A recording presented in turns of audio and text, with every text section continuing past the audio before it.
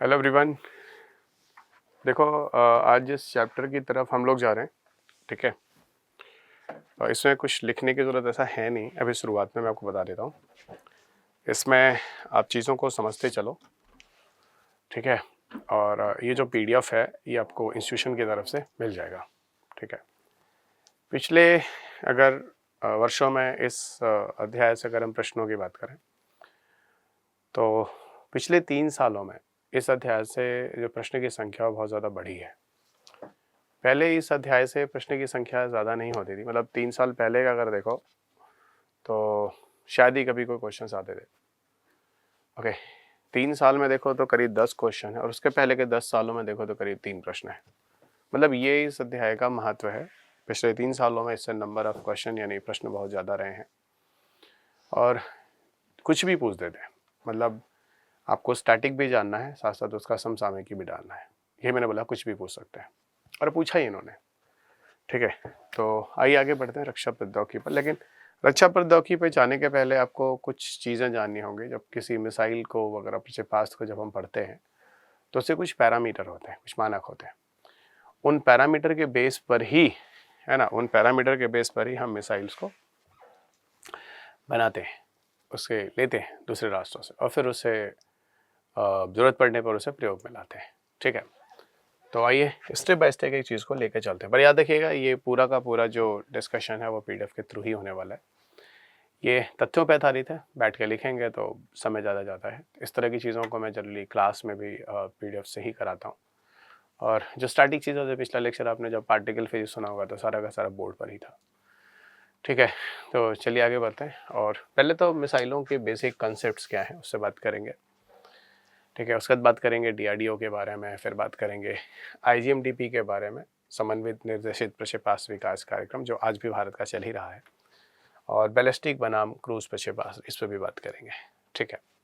तो क्या है ये पूरी चीज़ें, आइए पहले मिसाइल्स के बेसिक कॉन्सेप्ट पढ़ लेते हैं। देखो, जब भी हम किसी मिसाइल को पढ़ते हैं तो उससे कुछ बेसिक कॉन्सेप्ट्स होते हैं, ठीक है। और क्या है बेसिक कॉन्सेप्ट ज़रा समझ लेना। अब चाहो तो एक कॉपी पे शुरुआत में 10-15 मिनट आप कुछ चीज़ों को बना सकते हो। सो डिफरेंट विभिन्न मानकों के आधार पर प्रक्षेपास्त्र का अध्ययन, ठीक है।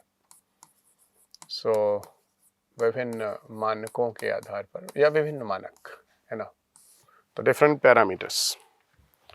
तो कौन कौन से डिफरेंट पैरामीटर्स इसके बेसिस पर हम अध्ययन करते हैं। तो एक तो हमने कहा कि, ठीक है, पे मानक के आधार पर, तो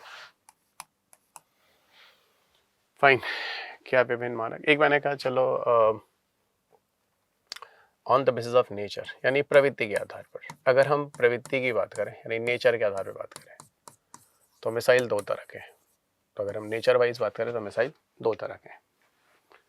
पहला जिसको हम कहते हैं बैलिस्टिक, है ना, पहला जिसे हम कहते हैं बैलिस्टिक, देखते जाइएगा। पहला जिसे कहते हैं बैलिस्टिक, ओके, बैलिस्टिक। और दूसरा जो प्रक्षेपास्त्र जिसे हम कहते हैं क्रूज प्रक्षेपास्त्र। अब बैलिस्टिक और क्रूज का अर्थ क्या होता है, ठीक है। बैलिस्टिक प्रक्षेपास्त्र जो होते हैं, मान लो ये सतह है तो ये परवलयाकार पथ से जाते हैं, और जो क्रूज प्रक्षेपास्त्र होते हैं वो सतह के समानांतर जाते हैं। इसका मतलब है ये हर समय अपना वातावरण बदल रहे होते हैं। देखो ऊपर जा रहा है, फिर देखो नीचे आ रहा है, तो वातावरण बदल रहे होते हैं। लेकिन अगर हम क्रूज की बात करें तो हमेशा एक ही वातावरण में होते हैं। क्रूज हमेशा एक ही वातावरण में होते हैं। तो ये मेरे ख्याल से आपको ये कॉन्सेप्ट समझा रहा होगा बैलिस्टिक और क्रूज का, ठीक है।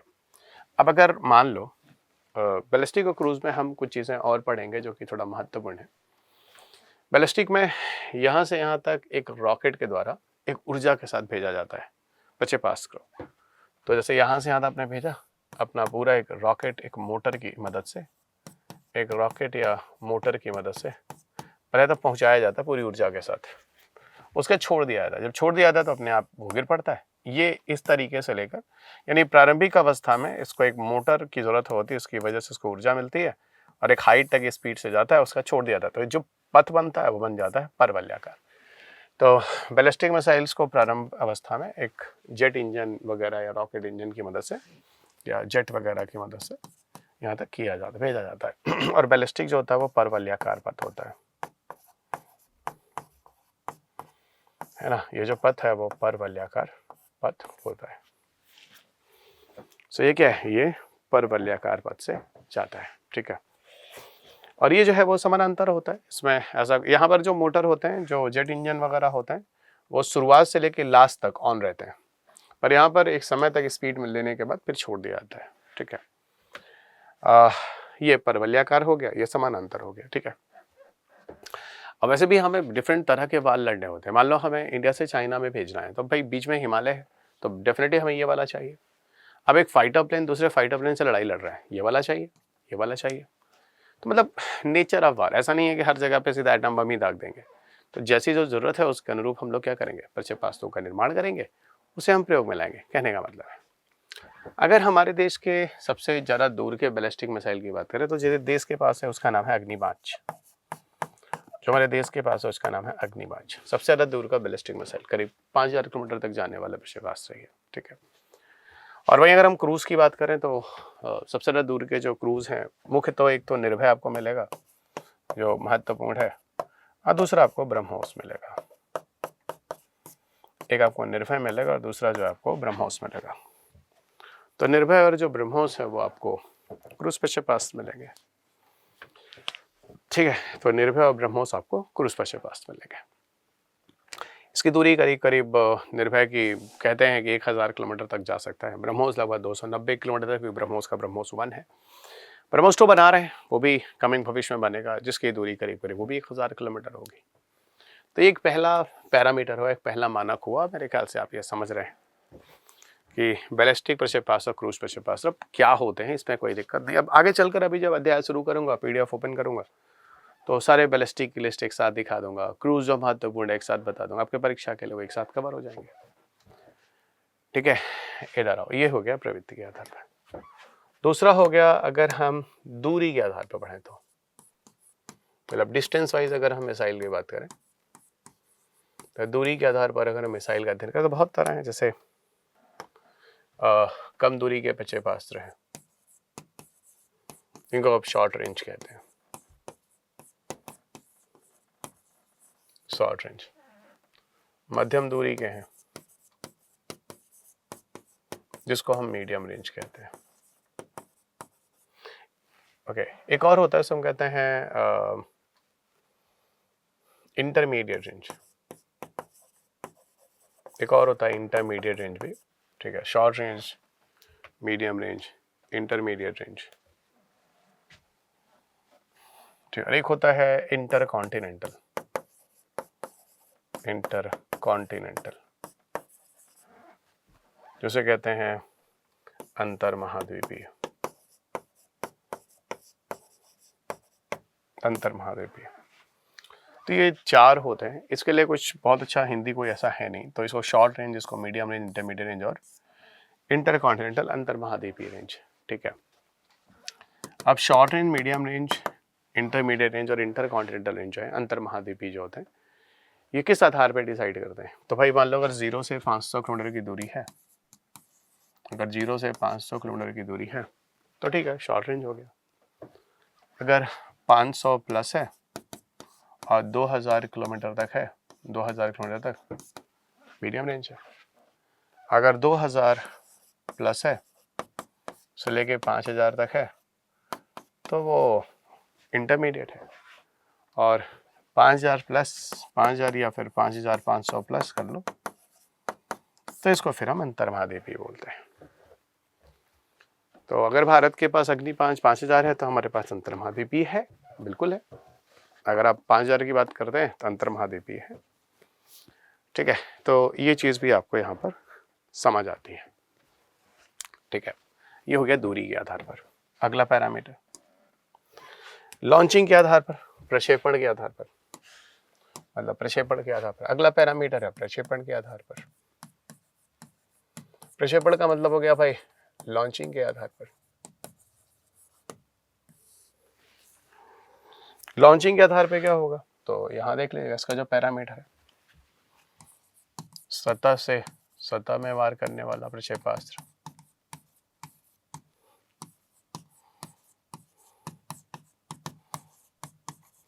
सतह से वायु में मार करने वाला प्रक्षेपास्त्र, वायु से सतह में मार करने वाला प्रक्षेपास्त्र, वायु से वायु में मार करने वाला प्रक्षेपास्त्र।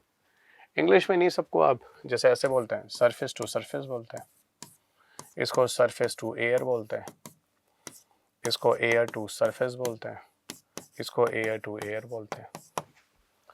ये अलग अलग पैरामीटर्स हैं जो आपको दिख रहा होगा। तो सतह से सतह, सतह से वायु, वायु से सतह, वायु से वायु। इंटरसेप्टर एक और होता है इसके अलावा, इंटरसेप्टर भी कहते हैं।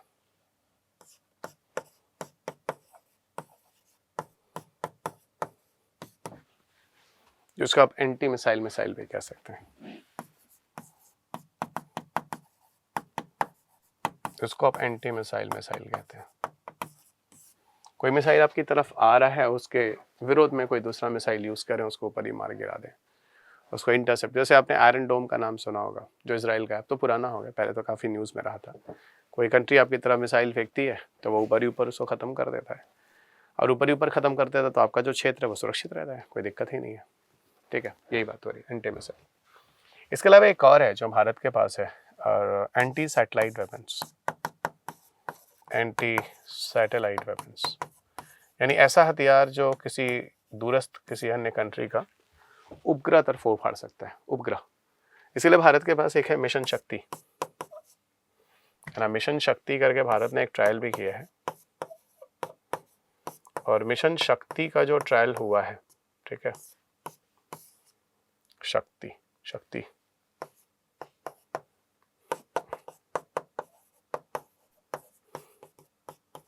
मिशन शक्ति, ये वही है, हो चुका है, ये करीब 5-6 साल पहले न्यूज़ में भी था।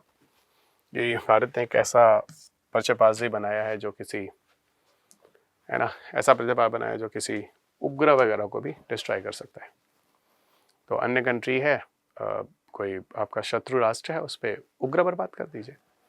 इससे फ़ायदा ये होने वाला है कि भाई उसकी दूरसंचार प्रणाली आप विध्वस्त कर रहे हैं, मतलब किसी भी तरह से वार का मतलब वार, तकनीकी बनाइए, डिस्ट्रॉय कीजिए। तो ये भी होते हैं, ठीक है, ये भी होते हैं, जानते रहिए। ये हो गया प्रक्षेपण के आधार पर प्रक्षेपित जो करते हैं। यहाँ पर कुछ पैरामीटर्स और है, कुछ पैरामीटर्स है गति के आधार पर। अगला पैरामीटर है जहां पर हम बात करेंगे गति के आधार पर। तो अगला पैरामीटर है गति के आधार पर। क्या भाई गति के आधार पर, जरा समझना। अगर हम गति के आधार पर बात करें तो एक होता है सबसोनिक, एक होता है सुपरसोनिक, पीछे बताया मैंने, और एक होता है हाइपरसोनिक। तो गति के आधार पे 3 होते हैं, सबसोनिक, सुपरसोनिक और हाइपरसोनिक। देखना, और इसको समझने के लिए एक पैरामीटर है, जानना पड़ेगा, Mach number. Mach number, Mach संख्या, हिंदी में मैक संख्या ही कहते हैं, मैक संख्या। मैक संख्या किसे कहते हैं, मैंने आपको बोला था, 0 डिग्री सेल्सियस के तापमान पर वायु में ध्वनि की गति,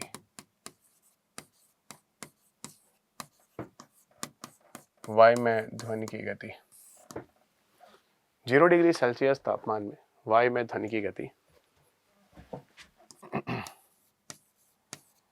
332 मीटर प्रति सेकंड होती है। ध्वनि की गति 332 मीटर प्रति सेकंड होती है। जो 0 डिग्री सेल्सियस तापमान में वायु में ध्वनि की गति 332 मीटर प्रति सेकंड होती है, ठीक है। और इसी 332 मीटर प्रति सेकंड बेटा एक मैक नंबर कहते हैं। इसको नोट कर लेना जो लोग सुन रहे हो, भाई मैं फिर बता रहा हूँ, सब लोग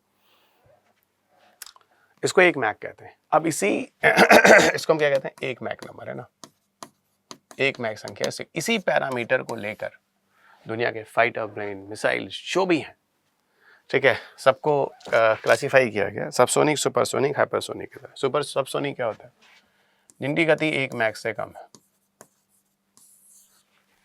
सबसोनिक हो। 1 मैक से कम या 1 मैक तक भी कह सकते हो। जैसी गति 1 मैक से ज्यादा होगी, 1 मैक प्लस, और 5 मैक तक, अप टू 5 मैक, इसको हम कहेंगे सुपरसोनिक है। 1 मैक से ज्यादा 5 मैक तक ये सुपरसोनिक हो गया। अगर 5 मैक से प्लस हो गया तो भाई साहब ये हाइपरसोनिक हो गया। जैसे ही बोलूँ कि ब्रह्मोस 1 जो उसकी गति 2.5 मैक है, 205 मैक है, से 208 मैक है, तो सर ब्रह्मोस 1 सुपरसोनिक है। ब्रह्मोस 2 जो बना रहे हैं वो 8 मैक है, तो ठीक है ब्रह्मोस 2 जो है वो हाइपरसोनिक है। इस तरह के प्रश्न भी आएंगे, जब इस तरह की बातें हम करेंगे। तो जब विषय को शुरू करना उसके पहले उससे कीवर्ड्स पढ़ लेते हैं, आपको दिक्कत नहीं होगी। ये चैप्टर पूरी तरह से तथ्यों पर बेस्ड है, सिर्फ और सिर्फ इसमें फैक्चुअल डेटा है, ध्यान रखिएगा। इसमें सिर्फ और सिर्फ फैक्चुअल डेटा है और इसमें कुछ नहीं है। तो ये हो गए आपके, देख लो बेटा, है ना, ये सारे के सारे पैरामीटर्स प्रवृत्ति के आधार पे देख लिया, दूरी के आधार पे देख लिया आपने, प्रक्षेपण के आधार पे देख लिया और आपने गति के आधार पे देख लिया। ठीक है, अब आइए अध्याय शुरू करते हैं। रक्षा प्रौद्योगिकी की बुनियादी बातें क्या क्या है बुनियादी बातों में, देखो धीरे धीरे चलना आराम से इस चैप्टर को, कोशिश करते हैं इस लेक्चर में इसको खत्म कर देंगे। बैलिस्टिक मिसाइल और क्रूज मिसाइल, ठीक है। बैलिस्टिक मिसाइल का फीचर इस पिक्चर में देखो, आपको समझ में आ रहा होगा, आंसर एकदम समझ में आ रहा है। बैलिस्टिक ये दिख रहा है परवलयाकार जा रहा है, क्रूज दिख रहा है थोड़ा सतह के साथ साथ दिख रहा है, आराम से दिख रहा है आपको। ठीक है, अब देखो प्रारंभिक जो बूस्ट चरण के लिए रॉकेट चाहिए होता है, ठीक है, प्रारंभिक बूस्ट चरण रॉकेट चाहिए, ठीक है। उसके बाद फिर अपनी उड़ान के अधिकांश भाग के लिए अनसंचालित आगे बढ़ जाता है, ठीक है, छोड़ दो उसके बंद कर दो, वो अपना असंचालित आगे गिर जाएगा जहाँ गिरना होगा, ठीक है। पर यहाँ जो जेट इंजन चाहिए ना, वो अपनी पूरी यात्रा के दौरान निरंतर चलता रहे, सीधा जाना है। हाँ सर, ये तो आपने अभी शुरू में ही बताया था, देखो पहला स्टेटमेंट में लिखा हुआ। इनकी ऊंचाई जो होती है ना, ये बैलिस्टिक प्रक्षेप पथ का अनुसरण करती है, प्रक्षेप पथ का अनुसरण करती है, वायुमंडल में ऊपर की ओर चढ़कर फिर लक्ष्य की ओर उतरती है, तो मतलब वातावरण बदल रही है। ये क्या होता है भाई, फिलहाल तो ये कम ऊंचाई पर होती है और अक्सर इलाके की आकृति का अनुसरण करती है उच्च गतिशीलता के साथ, ठीक है। ये सामान्यतः आपको छोटी रेंज वाली मिलेंगे, ये आपको बड़ी रेंज भी से छोटी हर रेंज वाली मिलेगी, ठीक है। नेविगेशन के लिए इनमें जीपीएस, इनर्शियल गाइडेंस और इलाके समोच्च मिलान का संयोजन उपयोग किया जाता है। मतलब ये आप टारगेट बना दीजिए तो वहीं पे गिरती है, जैसे कोई किसी प्लेन को लॉक कर दीजिए किसी चीज़ को, तो ये आपको वहीं मिलेगी। आमतौर पर छोटे एक गोला बारूद, अच्छा वॉरहेड हम गोला बारूद तो कहते हैं, आदि के लिए प्रयोग में लाते हैं। इनका थोड़ा पता लगाना कठिन है, लेकिन पता लगाने के बाद रोकना आसान है। कुछ चीज़ है जैसे ब्रह्मोस मिसाइल वगैरह, इनका पता लगाना इसलिए थोड़ा कठिन है क्योंकि कम दूरी के होते हैं, ठीक है ना। इनका पता लगाना कठिन है, लेकिन पता लगाने के बाद रोकना आसान है, ठीक है। आमतौर पर लंबी रेंज के होते हैं, उच्चतम गति वाले होते हैं, इनर्शियल गाइडेंस और कभी कभी जीपीएस पर भी निर्भर करते हैं। बड़े पेलोड ले जा सकते हैं गोला बारूद, इनका पता लगाना आसान है, लेकिन उनकी गति के कारण इनका रोकना आसान नहीं है। पृथ्वी अग्नि जैसी जो क्षेपणास्त्र हैं भारत के पास, वो बैलिस्टिक प्रवृत्ति के हैं, वो बैलिस्टिक प्रवृत्ति के हैं। आगे बढ़िए, यहाँ पे कुछ अंतर है, वही जो पीछे लिखा था वो यहाँ पे आपको अंतर करके ऐसे दिखा दिया है, ठीक है। तो इसमें ज़्यादा समय नहीं लगाना है। दूरी के आधार पर हो गया, इंटरमीडिएट को मध्यवर्ती कह लो, ठीक है, जो पीछे मैंने नहीं बोला था मध्यवर्ती कह लो, तो कम दूरी, मध्यम दूरी, मध्यवर्ती दूरी और अंतर महाद्वीपीय दूरी, ये भी आपको बता दिया। संख्या के आधार पर ये भी आपको बता दिया, सबसोनिक, सुपरसोनिक, हाइपरसोनिक, सतह से सतह, ये सारे। अच्छा ये सतह सतह इसका क्या मतलब, ये तो मैंने बोला नहीं। मान लो ये सतह सतह, ये देख लो, ये सतह सतह, ये सतह है, सतह सरफेस सरफेस, ये एयर है, ये एयर है, वायु वायु वायु वायु।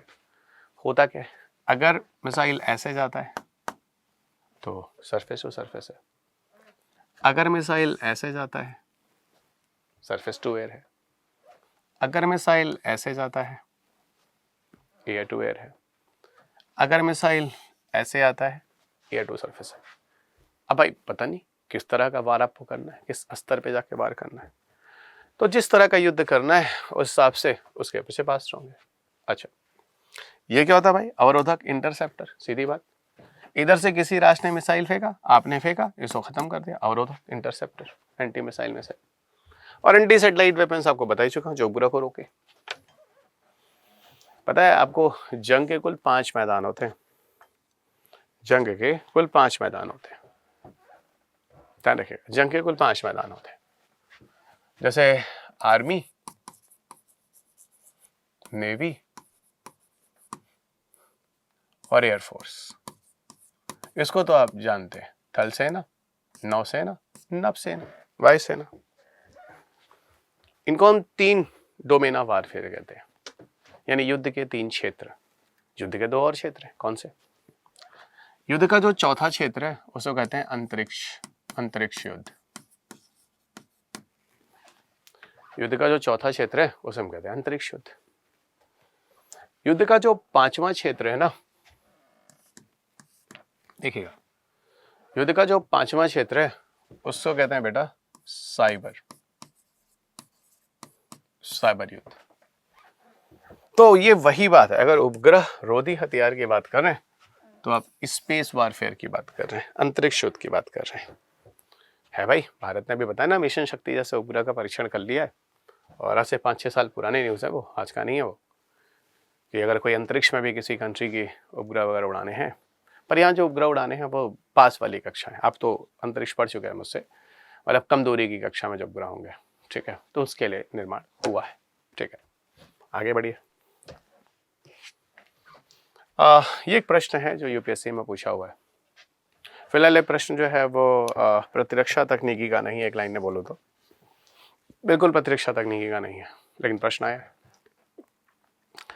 एक हायरार्की है, हायरार्की मतलब एक पोस्टिंग है जब आप आर्मी, नेवी और एयरफोर्स ज्वाइन करते हैं।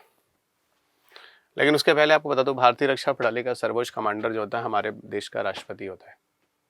लेकिन जो प्रशासनिक क्रियाविधि है, सब कुछ प्रशासनिक तंत्र है, वो रक्षा मंत्रालय के अंदर है। रक्षा मंत्रालय ही सीधा अगर देखा जाए, तीनों सेवाएं जो हैं, सेना, वायु और नौसेना, है ना, ये सब की रिपोर्टिंग यहीं से होती है, रक्षा मंत्रालय से। और जो डिफरेंट पोस्ट होते हैं, थल सेना, नौसेना और वायुसेना का, ये है, यह लेफ्टिनेंट से शुरू होता है थल सेना में, फिर captain, major, lieutenant colonel, brigadier, major general, lieutenant general और फील्ड मार्शल। असल में आपके पेपर में पता है क्या है, उन्होंने क्या पूछा, आपके पास बुक भी जो है उसमें, ये बुक में भी एक लिया आपको मिल जाएगा ये डिफरेंस। उन्होंने क्या पूछा कि ये पोस्ट इसके बराबर है और इसके बराबर है कि नहीं। मतलब मैं मान लो ये पूछ दिया कि मेजर जनरल है थल सेना का, ये नौसेना के रियर एडमिरल के बराबर है पोस्ट, और ये रियर एडमिरल जो है वो एयर मार्शल के बराबर है। नहीं, गलत हो गया, ये इसके बराबर तो, लेकिन ये इसके बराबर नहीं, इसके बराबर तो ये है, मतलब पोस्ट है। ये क्वेश्चन इन्होंने पूछा था 2024 के दौरान, है ना, प्रारंभिक वर्ष। लेकिन फिर मैं बताऊं, ये कोई प्रतिरक्षा तकनीकी नहीं थी, ये तो आपको खुद जानना चाहिए। आपके घरों में बहुत लोग होंगे जो अगल बगल आर्मी, नेवी, एयरफोर्स में होंगे। ऑर्डर, पर ये अच्छा प्रश्न था। समाज में जो ये विभिन्न तरह के पोस्ट के आर्मी, नेवी, एयरफोर्स के लोग होते हैं, ये आपको पता होना चाहिए उनका ऑर्डर क्या है, उनकी हायरार्की है।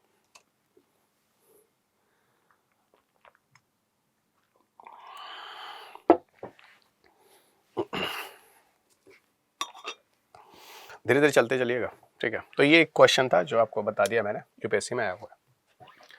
अब हम अध्याय को शुरू कर रहे हैं, ठीक है। भारत में जो मुख्य संस्था है, भारत की जो मुख्य संस्था है जो प्रतिरक्षा तकनीकी के लिए कार्य करती है, उसका नाम है DRDO। सबको पता है ना, डिफेंस रिसर्च डेवलपमेंट ऑर्गेनाइजेशन, रक्षा अनुसंधान एवं विकास संगठन, ठीक है। तो रक्षा अनुसंधान एवं विकास संगठन, देखिएगा, रक्षा अनुसंधान विकास संगठन असल में 1958 में लाया जाता है, 1958 में, ठीक है। खास तौर से विभिन्न तरह की चीज़ों को मिलाकर ये संस्था लाई गई। इसके पहले कुछ चीज़ें थी जो भारत में, ठीक है ना, कुछ तकनीकी विकास प्रतिष्ठानों के विलय से स्थापित किया गया था इसको।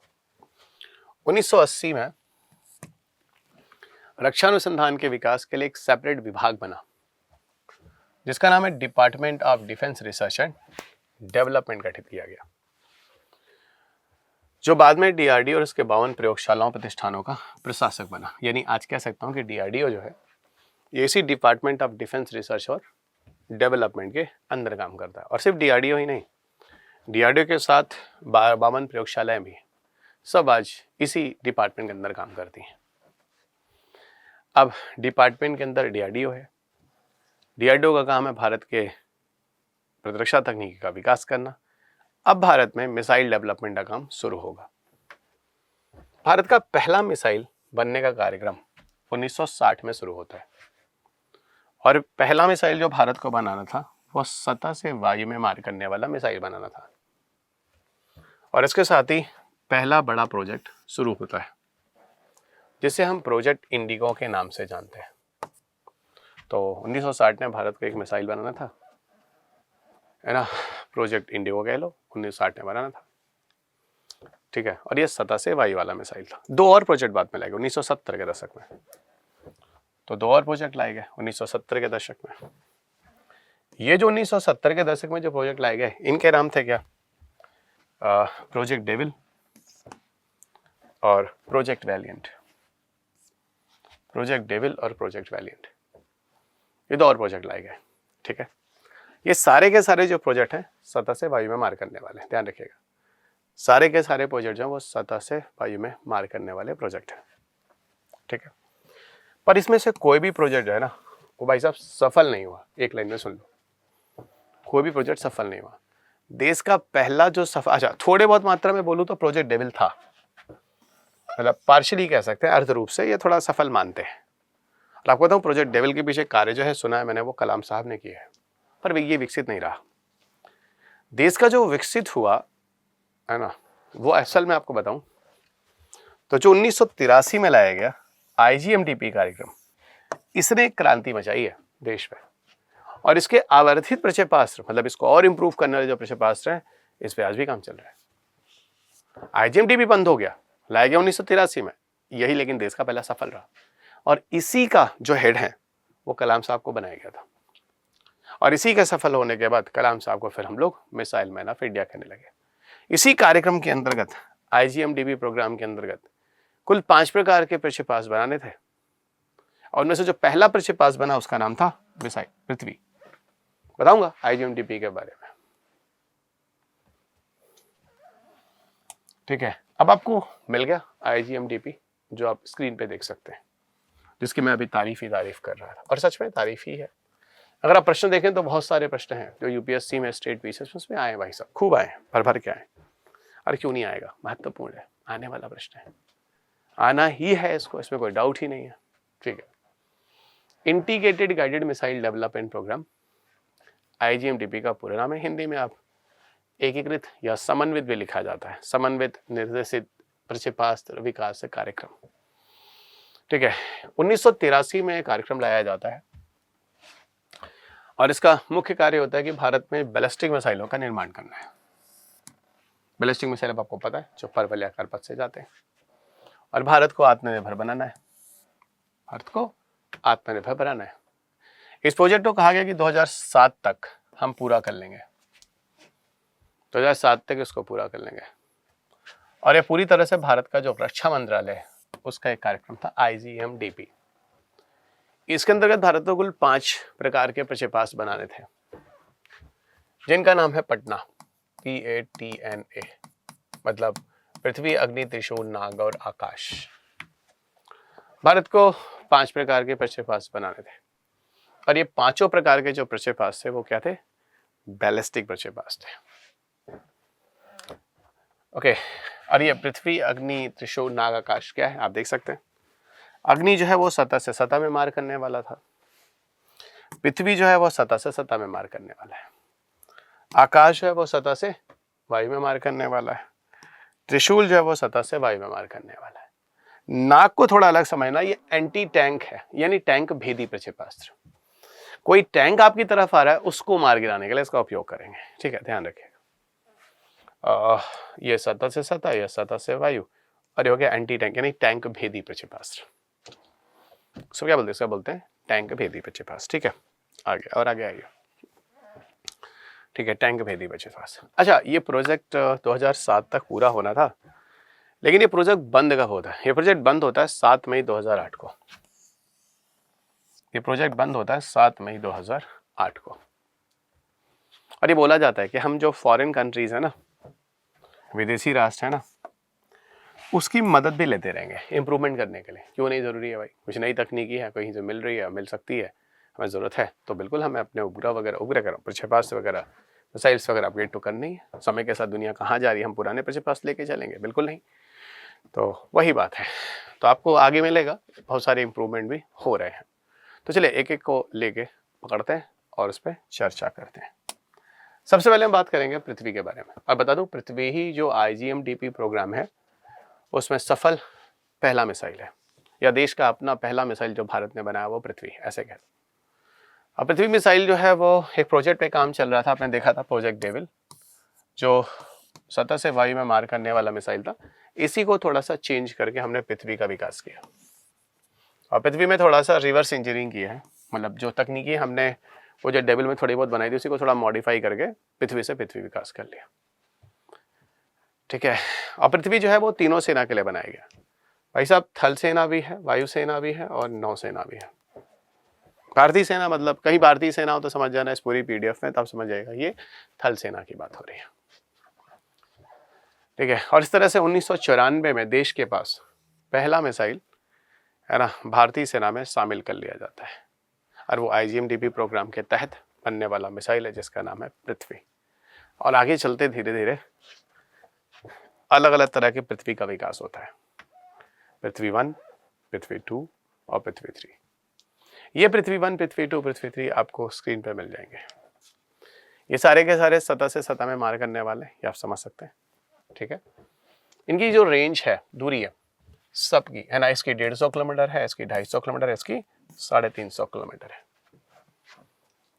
पेलोड क्या होता है किसी मिसाइल में? ऑफकोर्स गोला बारूद होता है। पेलोड मतलब जो चीजें लाद के ले जा रहे हो, उसको पेलोड कहते हैं तकनीकी भाषा में। लेकिन अगर आपसे पूछूं कि अच्छा सैटेलाइट्स में क्या होता है payload? Of course sensor, camera, antenna. और मिसाइल में क्या होता है? ऑफकोर्स गोला बारूद।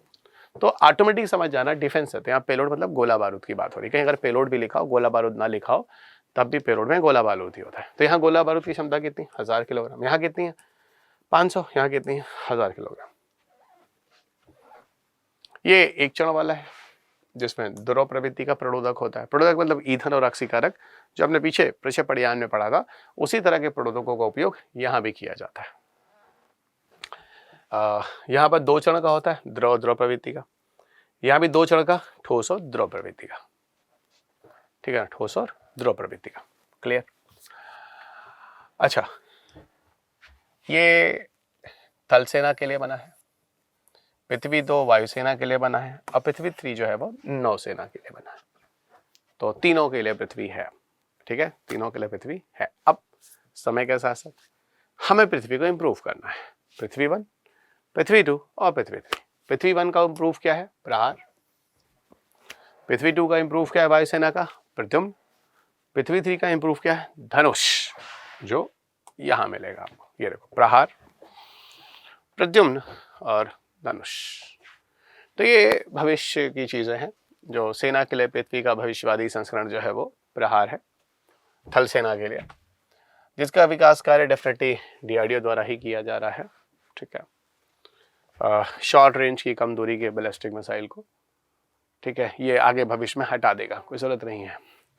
प्रद्युम्न जो है एयर डिफेंस सिस्टम का एक तरह से इम्प्रूव्ड मिसाइल है, और धनुष जो है वो नौसेना का संस्करण है। तो ये चीजें हैं, इंफॉर्मेशन यहाँ पे ध्यान रखिएगा। ठीक है। पृथ्वी के बाद आके हम बात करते हैं त्रिशूल के बारे में। त्रिशूल जो है वो सतह से वायु में। अब थोड़ा दिमाग लगा, त्रिशूल शंकर भगवान ऊपर चलाते थे तो सतह से वायु होगा त्रिशूल। त्रिशूल जो है वो कम दूरी का। अब तो कम दूरी का मतलब सीधी बात हो गई कि 0 से 500 को हम कम दूरी बोलते हैं। तो यहाँ पे देखो लिखा हुआ 9 से 12 किलोमीटर, है ना, लिखा हुआ 9 से 12 किलोमीटर। गोला बारूद ले जाने की क्षमता कितनी है? 5.5 किलो, 15 किलो, 130 किलो।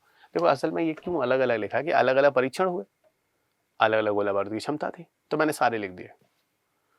ठीक है। आधिकारिक रूप से त्रिशूल को 2008 में बंद कर दिया गया। जो न्यूज़ आई है वही आई है कि 2008 से त्रिशूल को बंद किया जा रहा है। तो फिर बात हुई क्यों? जरूरत नहीं है, जितनी जरूरत थी बन गई। अब बाद में पता चला कि नहीं, इसको ना अपडेट करेंगे, इसको अपडेट करेंगे। कर लो, इसको अपडेट कैसे करेंगे? एक नया मिसाइल है जो कमिंग भविष्य में लाएंगे, मैत्री मिसाइल में। और मैत्री मिसाइल में फ्रांस की एक मिसाइल माइका और हमारा जो त्रिशूल पुराना है, दोनों की तकनीकी को जोड़कर और मैत्री बनेगा। बाद में हुआ नहीं जरूरत है, मैत्री की भी नहीं जरूरत है। तो वही चीज़ लिखेंगे, मैत्री मिसाइल भारत में बनाया जाएगा, भारत में नहीं दी, मैत्री भी नहीं हो रही, क्योंकि भारत में कुछ ऐसे मिसाइल हैं जो भारत ने बना लिए, इस तरह की मिसाइल, जैसे यहाँ लिखा होगा VLSRSM, vertical launch surface to air missile, और दूसरा आपको quick reaction surface to air missiles. ये मिसाइल्स है ना, इनसे काम चल जाएगा, हमें मैत्री की जरूरत नहीं है। तो ये न्यूज़ है, लेकिन त्रिशूल क्योंकि IGMDB प्रोग्राम का रहा है तो आपको जानना तो जरूरी है, महत्वपूर्ण है, इसलिए मैंने यहाँ पे बता दिया। आगे बढ़ते हैं नाग की तरफ। नाग को तृतीय पीढ़ी का मिसाइल कहते हैं। हाँ, ये क्वेश्चन स्टेट पीसीएस में बहुत पूछा था, राज्य स्तरीय जो परीक्षा होती है ना, स्टेट PSC वाली, उसमें क्वेश्चन बहुत पूछा था कि कौन सी ऐसी मिसाइल है जिसको हम फायर एंड फॉरगेट मिसाइल कहते हैं, छोड़ो और भूल जाओ। तो जो फायर एंड फॉरगेट मिसाइल है वो नाग है, और नाग को हम हीट सीक मिसाइल भी कहते हैं। ये क्यों ऐसा कहते हैं? नाग मिसाइल में ऐसे सेंसर लगे हैं, जो कोई टैंक आपकी तरफ आता है, असल में जब टैंक चलता है आता है ना, तो उसके अगल बगल ऊष्मा बहुत होती है, इसके अंदर ऐसे सेंसर लगे हैं जो ऊष्मा का पता लगाते हैं और वहीं पर गिरते हैं। तो ये लॉजिक एक्चुअल में यहाँ पर। तीसरी पीढ़ी में इलेक्ट्रो ऑप्टिकल इमेजर्स होते हैं, है ना, जो मतलब ज़्यादा इम्प्रूव्ड तरीके का बोल लो, लेज़र और कुछ W बैंड तरह के रडार सिस्टम होते हैं, काफ़ी इम्प्रूव तरह के रडार सिस्टम उस पर आधारित होते हैं, तो गुणवत्ता क्षमता काफ़ी अधिक होती है, ऐसे कह सकते हो। ये भारत में विकसित एंटी टैंक प्रक्षेपास्त्र है, 42 किलोग्राम का वजन है इसका, मतलब 42 किलोग्राम का वजन मतलब गोला बारूद ले जा सकता है, गोला बारूद का वजन है ना। नहीं तो आप समझ जाइए कि सर टैंक का वजन कैसे हो सकता है, बिल्कुल। और 4 से 5 किलोमीटर तक की दूरी है जहाँ तक ये गोला बारूद ले जा सकता है, ठीक है, ठीक है। फाइबर ग्लास संरचना वगैरह चीज़ों से इसको बनाया गया है, फाइन। अच्छा, यहाँ पे दो चीज़ें और बताऊंगा कि ये नाग मिसाइल चलेगा कैसे, मतलब जाएगा कैसे। तो इसको ले जाने के लिए कुछ कैरियर है, गाड़ियाँ हैं, और उनको हम कैरियर कहते हैं, ठीक है। जैसे एक BMP-2 व्हीकल है, BMP-2 व्हीकल जो रूस का है, भारत ने खरीदा, और भारत खरीद कर लाने के बाद इसका नाम सारथ कर देता है। सारथ शब्द सारथी से बना है, समझ गए होगे, इसका नाम सारथ कर देता है। ये है भारत का, जिसको आप सारथ बोल रहे हैं, सारथी, ठीक है। और इसी सारथ को हम लोगों ने विकसित किया है ना, नाग मिसाइल ले जाने के लिए। तो जिस सारथ को विकसित किया है नाग मिसाइल ले जाने के लिए, उसी को नामिका कह देते हैं, नाग मिसाइल कैरियर, ले जाने वाला। और नाग मिसाइल को हेलीकॉप्टर से भी ले जा सकते हैं। तो जिस हेलीकॉप्टर से ले जा सकते हैं नाग को, उस हेलीकॉप्टर को हमने हेलिना कहा है, कहीं लिखा होगा हेलिना, ये हेलीकॉप्टर नाग, तो ये कुछ नाम है, नामिका, हेलिना, जो ले जाने के लिए है, ठीक है। ये भी आपको समझ में आ गया, ठीक है। नामिका और हेलिना, इनके कैरियर्स के नाम है, इनकी मदद से हम नाग प्रक्षेपास्त्र को ले जाएंगे। अब थोड़ी सी बात कर लेते हैं एंटी टैंक निर्देशित प्रक्षेपास्त्र, एंटी टैंक गाइडेड मिसाइल्स। देखो, नाग का एक इम्प्रूव वर्जन भी है, नाग MK2, ठीक है, जो न्यूज़ में रहा है पिछले कुछ सालों में। जब नाग है वो तो IGMDP है, लेकिन उसमें इम्प्रूव भी तो हुआ, उसको हम कहते हैं नाग MK2। क्या है नाग MK2, समझिएगा। तो पहली बात हो गई, ये नवीनतम अपडेटेड है, इसका भी सफलतापूर्वक परीक्षण हो चुका है, ठीक है। नाग MK2 भी सभी मौसम में फायर एंड फॉरगेट नेचर का होता है, लॉन्च के बाद लॉक ऑन कर दो, और इस तरह की गुणवत्ता जो थी तीसरी पीढ़ी में पाई जाती है। DRDO द्वारा विकसित किया गया, नामिका वगैरह उसका कैरियर है, ओके। ये एम्फीबियस इन्फेंट्री कॉम्बैट वाहन है, मतलब हर स्थिति में जल थल जगह पे भी इसको आप यूज कर सकते हैं। ये जो नाग MK2 है, इसका रेंज जो है वो बढ़ा है, पुराना 4 था, ये 8 से 10 हो गया, डबल कर दिया गया, ठीक है।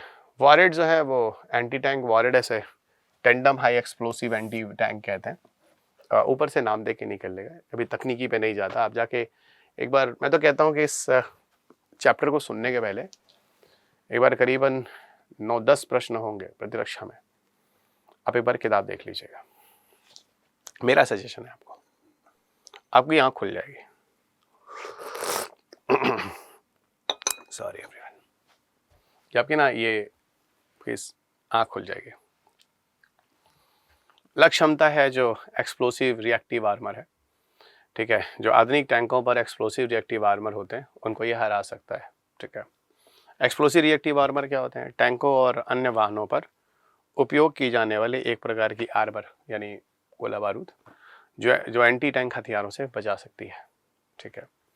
मतलब कोई ऐसी चीज़ जो इसको डिस्ट्रॉय कर सकती है, तो एक्सप्लोसिव रिएक्टिव आर्मर जो होता है उन्हीं को डिस्ट्रॉय करके अपने आप को बचा लेता है, ऐसे समझ लो।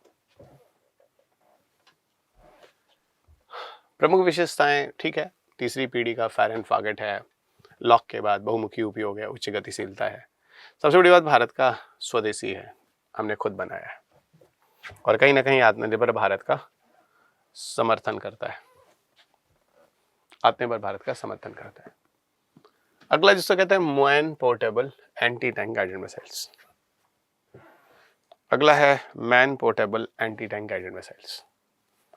अब मैन पोर्टेबल एंटी गाइडेड का मतलब है वेरी सिंपल, कंधे पे रखो लेके जाओ। चलिए तो बड़ा आसान हो जाएगा, फिर तो पोर्टेबल हो जाएगा, पर उतने भारी भी तो नहीं होगा, उतनी दूरी भी तो नहीं होगी, बस यही है भाई। किसी को पता है कब कहाँ कैसी जरूरत पड़ जाए, क्या पता इसकी जरूरत पड़ जाए ले जाओ, क्या पता इसकी जरूरत पड़ जाए ले जाओ, यही बात मैं आपसे कह रहा हूँ, ठीक है। अच्छा, मैन पोर्टेबल अब क्लियर हो गया, ये भी न्यूज़ में रहा है हाल ही में। इसको भी तीसरी पीढ़ी को एंटी टैंक निर्देशित प्रक्षेपास्त्र कहते हैं, डीआरडीओ द्वारा विकसित किया गया। इसकी दूरी ज़्यादा नहीं होती, 2.5 किलोमीटर तक भेज सकते हो, और गोला बारूद जिसमें होता है लगभग 15.5 किलोग्राम का हो सकता है। और मैंने कहा था सोल्जर वगैरह से ले जाओ तो कंधे से आप इसको लॉन्च कर सकते हो दिन रात हर जगह पर, ठीक है। कोई चीज़ स्थिर है उसके लिए भी यूज़ कर सकते हो, गतिशील है उसके लिए भी प्रयोग में ला सकते हो, तो दोनों ही जगहों पर आप इसका प्रयोग कर सकते हैं। अगला आते हैं अग्नि की तरफ। भाई भारत का अगर सबसे ज़्यादा दूरी वाला प्रक्षेपास्त्र देखो, प्रबल क्षमता वाला, तो उसमें अग्नि आता है।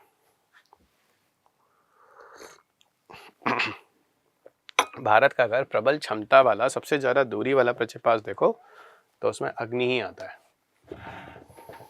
ठीक है, ये ध्यान रखिएगा, अग्नि ही आता है। क्या है पूरी कहानी? देखो अग्नि 1, अग्नि 2, अग्नि 3, अग्नि 4, अग्नि 5, अग्नि 6, ये अग्नि है सारे के सारे, जहां अग्नि 5 तक हमारे पास हो चुका है, अग्नि 5 तक हमारे पास हो चुका है। पेलोड यानी गोला बारूद की क्षमता, दूरी, और जो प्रणोदक हैं उनके चरण, प्ररोदन के चरण, ईंधन के चरण। क्या है चीजें जरा देखना। प्रक्षेपास्त्र आपके सामने, अग्नि 1 2 3 4। अच्छा, इसको याद कैसे करोगे? मैं इसका आसान तरीका बता देता हूँ, सबको जान लो, 1000 किलो, 1000 किलो, 1000 किलो, 1000 किलो, सिर्फ इसको याद रखो, करीब करीब 2000 किलो, बस ऐसे याद रखो, यही अच्छा तरीका है। सबका 1000 किलो, 1000 किलो, एक को आप 2000 किलो मान लीजिए, ठीक है ना। गोला बारूद की क्षमता, दूरी और आसान कर देता हूँ, 1000, 2000, 3000, 4000, 5000 और 6000, लो आसान हो गया। आप इसी को मानकर अपना आंसर टिक मारिएगा। और अगर भी इस समय आप वीडियो सुन रहे हैं, आप जितने लोग अभी सुन रहे हैं, है ना, आप सबसे गुंजाइश है, ठीक है, आप सबसे गुंजाइश है कि आप चाहें तो इसको पॉज कीजिए। 2014 का प्रश्न, मतलब गुंजाइश क्या है, आप देख ही रहे हैं, चलो देख ही लो तुम लोग अभी सामने, हेलो, है ना, होगा ही, किताब पलटो जाके देखो, डिफेंस 2014 में उन्होंने अग्नि 4 पे प्रश्न पूछा है, या जब भी बाद में देखोगे, जब भी बाद में, कुछ लोग सकता है इस वीडियो को रिकॉर्डिंग में देख रहे होंगे आगे, ठीक है, तो जब भी देखिए, है ना, चाहे अभी जो लोग लाइव देख रहे हैं वो, या जो आगे रिकॉर्डिंग देखें, सबको, ठीक है, इस समय आपको फट से अपना पेपर खोल लेना चाहिए और देखना चाहिए, हाँ सर सही बात है, अग्नि 4 पे प्रश्न आया, क्या पूछा उन्होंने, सतह से सतह में मार करने वाला है, एकदम सही है, सारे अग्नि सतह सतह वाले। दूसरा पूछा, इसके सारे चरणों में द्रव प्रणोदक होते हैं, नहीं भाई, ये देखो, प्रणोदक ईंधन कौन कौन चरण वाले होते हैं? अग्नि में एक चरण ठोस, 2 3 4 में 2 चरण ठोस ठोस, और 5 और इसके ऊपर 3 चरण ठोस ठोस ठोस, यानी द्रव तो कहीं है ही नहीं, तो दूसरा स्टेटमेंट गलत था। तीसरा बोला अग्नि 4 जो 7500 किलोमीटर जाता है, भाई तो अग्नि 4 जो 4000 के आसपास जाता है, 7500 होता ही नहीं है। इंटरकॉन्टिनेंटल कब से बोलोगे? अग्नि 5 से, अंतर महाद्वीपीय से, समझ में आ रहा है, क्योंकि आपके पास कॉन्सेप्ट्स हैं। और लगे हाथों आपको एक प्रश्न भी दिखा दिया जो आपके पेपर में आया हुआ है और क्लियर हो गया कि यही क्यों पढ़ना है, ऐसे ही क्यों पढ़ना है। ओके, आगे बढ़ते हैं। प्रश्न पत्र साथ साथ लगाते चलिए, ठीक है, साथ साथ लगाते चलिए। अब यहां पे कुछ नई चीजें आती हैं, इंप्रूव होती हैं, कुछ नई चीजें लाई जाती हैं। जो नई चीजें लाई जाती हैं उसका नाम है मिशन दिव्यास्त्र। जो नई चीज लाई जाती है उसका नाम है मिशन दिव्यास्त्र। अब क्या है मिशन दिव्यास्त्र, इस पर भी बात करते हैं। देखो, ये एक इम्प्रूव टेक्नोलॉजी है जिसको MIRV भी कहते हैं, multiple independently targeted re entry भी कहते हैं MIRV को, ठीक है। ये ऐसी तकनीकी है जो भारत ने विकसित किया है, जिसका सफल परीक्षण 11 मार्च 2024 को हुआ है, ठीक है। तो 11 मार्च 2024 को भारत का सफल परीक्षण करता है, ठीक है, सफल परीक्षण करता है मिशन दिव्यास्त्र का। और इसको अग्नि 5 प्रक्षेपास्त्र के साथ किया जा रहा है, मतलब किया गया है। MIRV का मतलब क्या होता है? MIRV तकनीकी अब लैस कर दी गई है अग्नि 5 में, और सिर्फ अग्नि 5 में ही नहीं, एक और अग्नि है जिसको हम कहेंगे अग्नि प्राइम। अभी आपको बताता हूँ अग्नि प्राइम क्या है, इसके खत्म होने के बाद उसमें भी इसको लैश कर दी गई है। MIRV का मतलब होता है, मैंने तो गैस भी किया था, आना चाहिए था पीछे, पता नहीं क्यों नहीं आया। आगे आगे आगे ध्यान रखिए, multiple independently targetable re entry vehicle. बहुत सारे इंडिपेंडेंट ओके मिसाइल्स को एक साथ लाद के हम भेज सकते हैं। मतलब एक साथ ऐसा है कि आमतौर पर 3 से 4 गोला बारूद को एक ही मिसाइल पे रख दो, और जब मिसाइल जाए एक गोला बारूद इधर फेंकता जाएगा, एक इधर फेंकेगा, एक उधर फेंकेगा, उधर फेंकेगा, और जहां गिर रहा गिरेगा। पहले क्या होता था, मिसाइल गया, जहां गिरा वहां फटा, खतरा नहीं खत्म। अब ऐसा नहीं है, इस तकनीकी आने बाद भाई साहब चारों तरफ खतरा है, किधर भी कहीं भी मिसाइल फेंकता रहेगा। ये है MIRV। पर ये ऐसा नहीं है कि भारत ने पहला बनाया, ना, ये बहुत लेट में भारत ने बनाया। इस तरह की तकनीकी 1970 में अमेरिका बना चुका है। तो सर यह तो भारत के मिसाइल की प्रभावशीलता को बढ़ाता है। बिल्कुल, इस तरह की चीजें भारत को और ज्यादा प्रभावशील बनाती है। अग्नि प्राइम, देखो अग्नि प्राइम की बात कर रहे थे, ठीक है। अग्नि प्राइम क्या है समझो जरा। अग्नि प्राइम, समय के साथ साथ हम लोग अग्नि में कुछ बदलाव कर रहे हैं, ठीक है। और अग्नि में जो अग्नि 1 और अग्नि 2 है ना, उसको मर्ज करके एक नया अग्नि ला रहे हैं, उसको अग्नि प्राइम कहते हैं। और ये आपको सुनने को मिल जाएगा कि कुछ ही दिन में कि अब भारत अग्नि 1 अग्नि 2 को प्रयोग में नहीं ला रहा, अब प्रयोग में नहीं ले रहा। उसकी जगह एक नया अग्नि प्राइम है जो जिसका सफल परीक्षण भी हो गया है, और अब ये हमारे पास आ रहा है, और ये कह रहा है कि अब अग्नि 1 अग्नि 2 को खत्म किया जा रहा है, ठीक है। तो ये है अग्नि प्राइम, और इसी अग्नि प्राइम के साथ ही MIRV तकनीकी का भी सफल परीक्षण किया गया। यही मैं आपसे कह रहा था। क्या अग्नि प्राइम, फिलहाल इसका परीक्षण वगैरह हो गया, इसमें बहुत ज़्यादा दिमाग नहीं लगाना है। मैं आपको सीधे अग्नि प्राइम के उसके हाँ इस चीज़ को बताना है मुझे, जो बॉक्स के अंदर रखा है, जरा समझिएगा। अग्नि प्राइम को, ठीक है, अब अग्नि P के नाम से भी कह लो, अग्नि प्राइम या अग्नि P के नाम से कह लो। मध्यम दूरी का प्रक्षेपास्त्र है ना, मध्यम दूरी का प्रक्षेपास्त्र है, 10 मीटर लंबा। अच्छा एक बात और, किसी भी मिसाइल की चौहद्दी नहीं पड़नी होती, कितना लंबा है, कितना व्यास, नहीं, कितना गोला बारूद, कितनी दूरी तक, कितनी स्पीड, ये पढ़ना होता है। अधिकतम दूरी इसकी जो है वो कितनी है, 2000 किलोमीटर। अधिकतम दूरी जो है उसकी 2000 किलोमीटर की है। एक शब्द यहां मिलेगा, ये 2 चरण वाला है प्रोदक, ये कैनिस्टराइज मिसाइल होता है। ये क्या है, जो कुछ नए शब्द जो महत्वपूर्ण होते हैं मैं आपको बताता चलूंगा। कैनिस्टर का मतलब होता है आराम से आप आसानी से उसके पार्ट्स को ले जा सकते हो, असेंबल करके लॉन्च कर सकते हो। ये होता है कैनिस्टराइज्ड,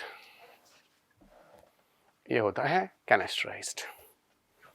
आसानी से उसके पार्ट को ले जा सकते हो, आसानी से असेंबल कर सकते हो, तो कहीं किसी जगह ले जाने में आसानी होती है। इस तरह के प्रक्षेपास्त्र, इतना बड़ा प्रक्षेपास्त्र लेके जाओ, मतलब इतना आसान काम नहीं है। बस पार्ट में चीज़ों को जल्दी ले जाना और ले जाके असेंबल करके फिर यूज़ करना, वो इसमें है क्षमता।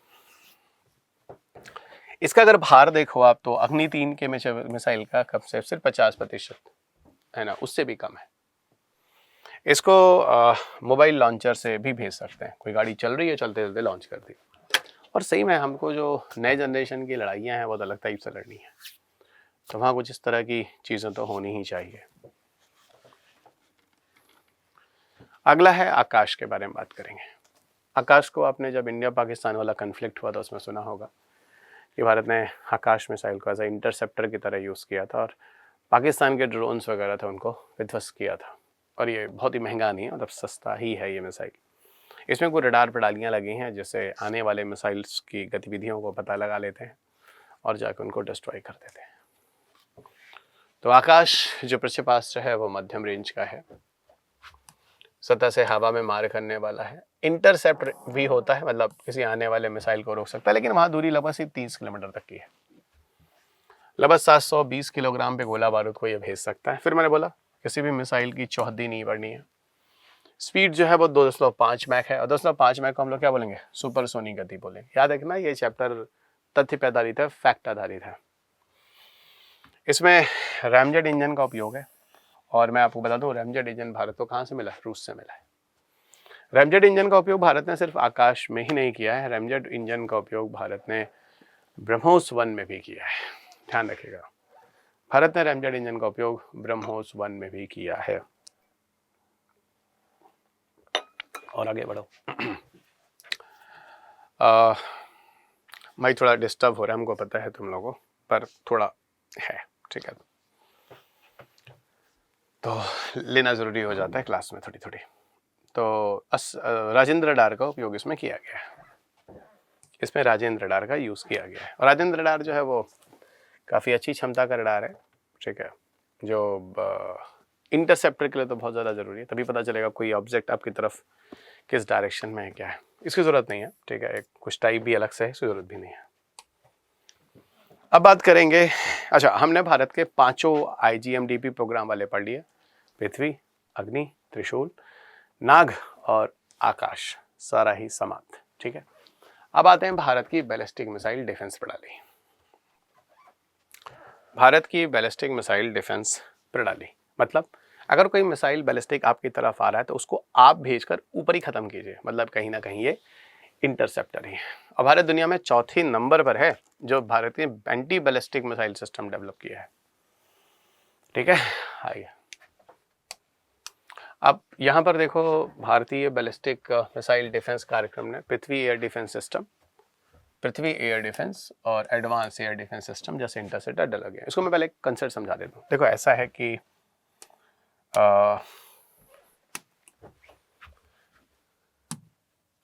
एक आता है पैड और एक आता है एड। समझ लेना पहले, इसको कहते हैं पृथ्वी एयर डिफेंस, पृथ्वी एयर डिफेंस। इसको कहते हैं एडवांस्ड एयर डिफेंस।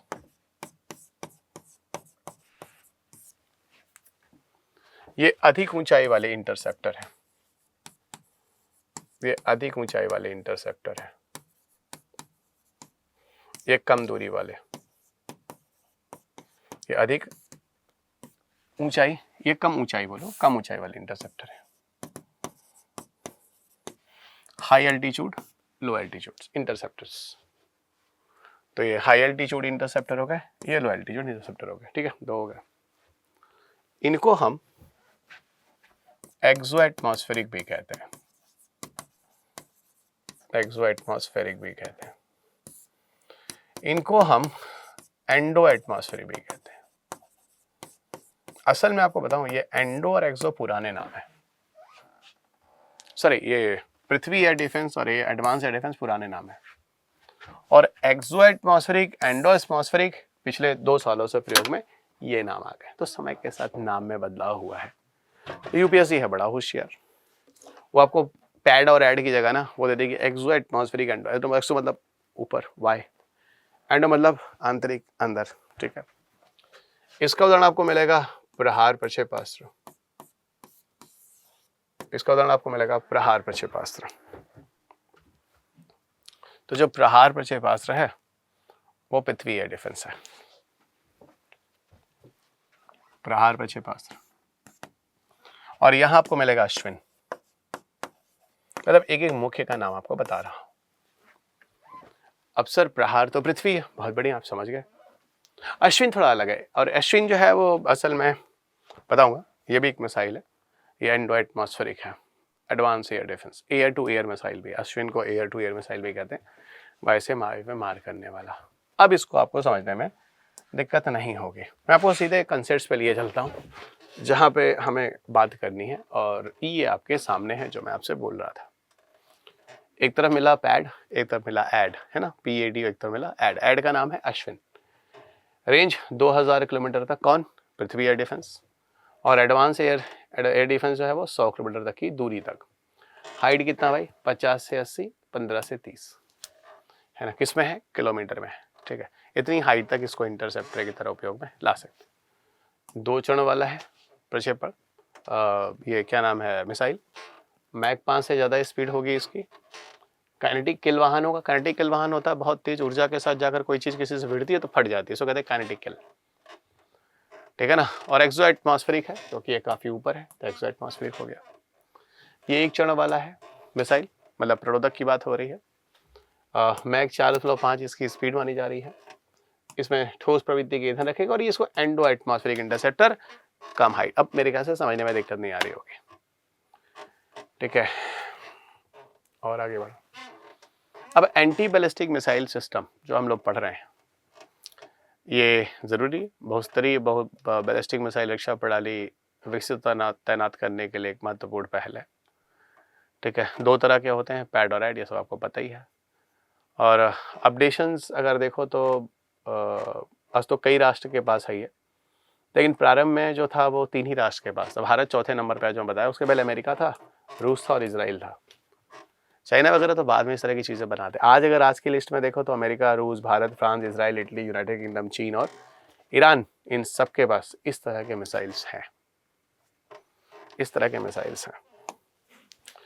देखो भाई, सो नहीं, जो लोग सुन रहे हो, मैं सुलाने वाला टीचर हूँ ही नहीं, और मैं वैसे भी इस तरह के चैप्टर्स को बहुत ज़्यादा इंपॉर्टेंस देने लगा हूँ क्योंकि डिमांड है।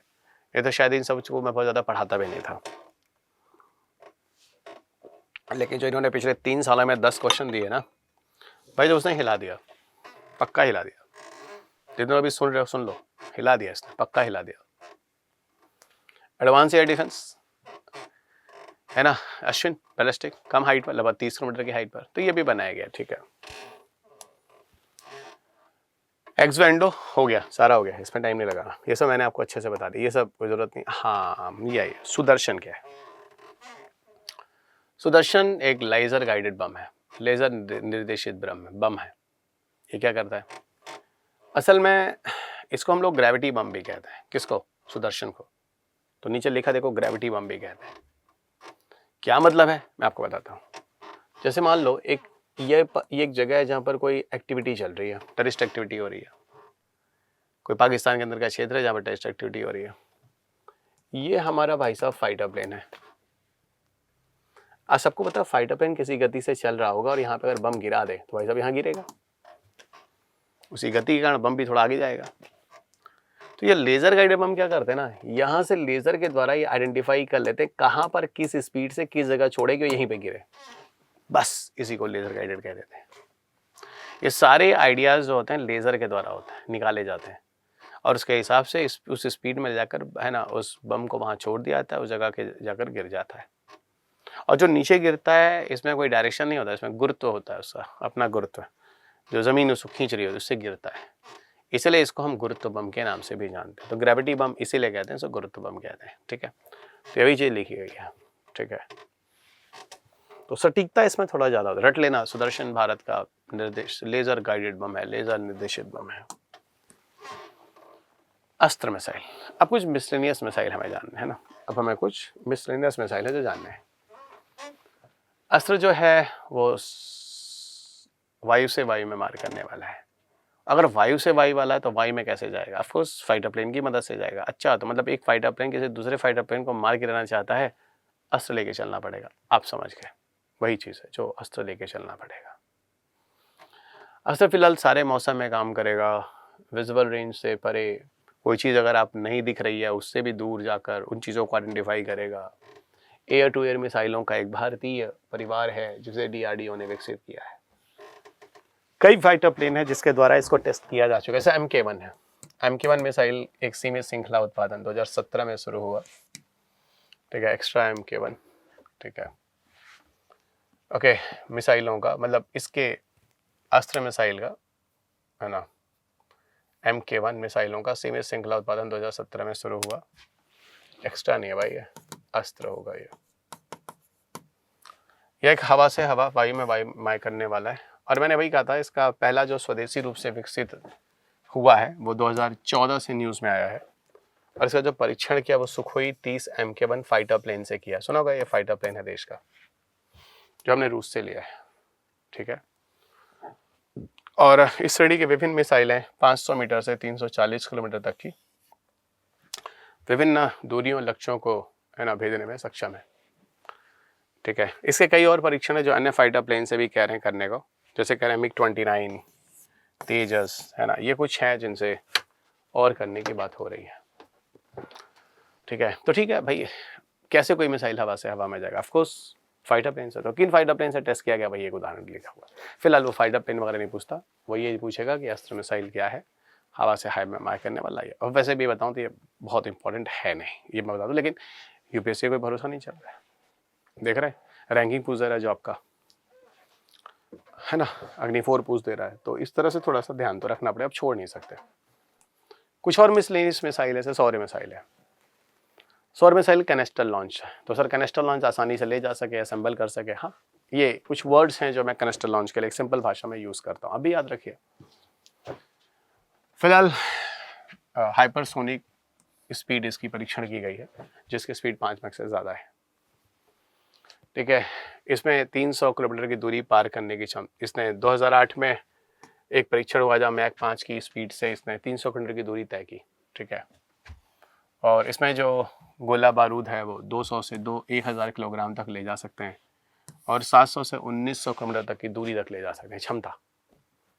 ये तो टेस्टिंग है, ये टेस्टिंग है, ठीक है। और इसको सही बताऊं तो 2020 को जिसका लास्ट न्यूज़ आया वो यही आया है कि ये राष्ट्रीय सुरक्षा परिषद के मार्गदर्शन में सौर्य की स्ट्रेटजिक फोर्स कमांड में इंडक्शन तैनाती को मंजूरी दी गई है। स्ट्रेटजिक जो आर्म होती है किसी विशेष कार्यों के लिए, तो वो इनका उपयोग कर सकती है, यही न्यूज़ आया, बाकी इसमें कुछ है नहीं। फिर बता दूं, सौर्य भी महत्वपूर्ण नहीं है, जो है मैं बोलता जा रहा हूँ, ध्यान रखिएगा, जो ज़्यादा महत्वपूर्ण है MIRV वाला महत्वपूर्ण था। प्रलय मिसाइल और पिनाका रॉकेट ये महत्वपूर्ण है।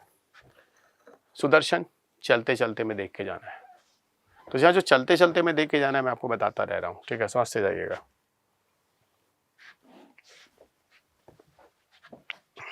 असल में 2025 वाला जो परेड हुआ था, आई एम नॉट टेलिंग 26 वाला, उसमें इन 2 प्रक्षेपास्त्रों को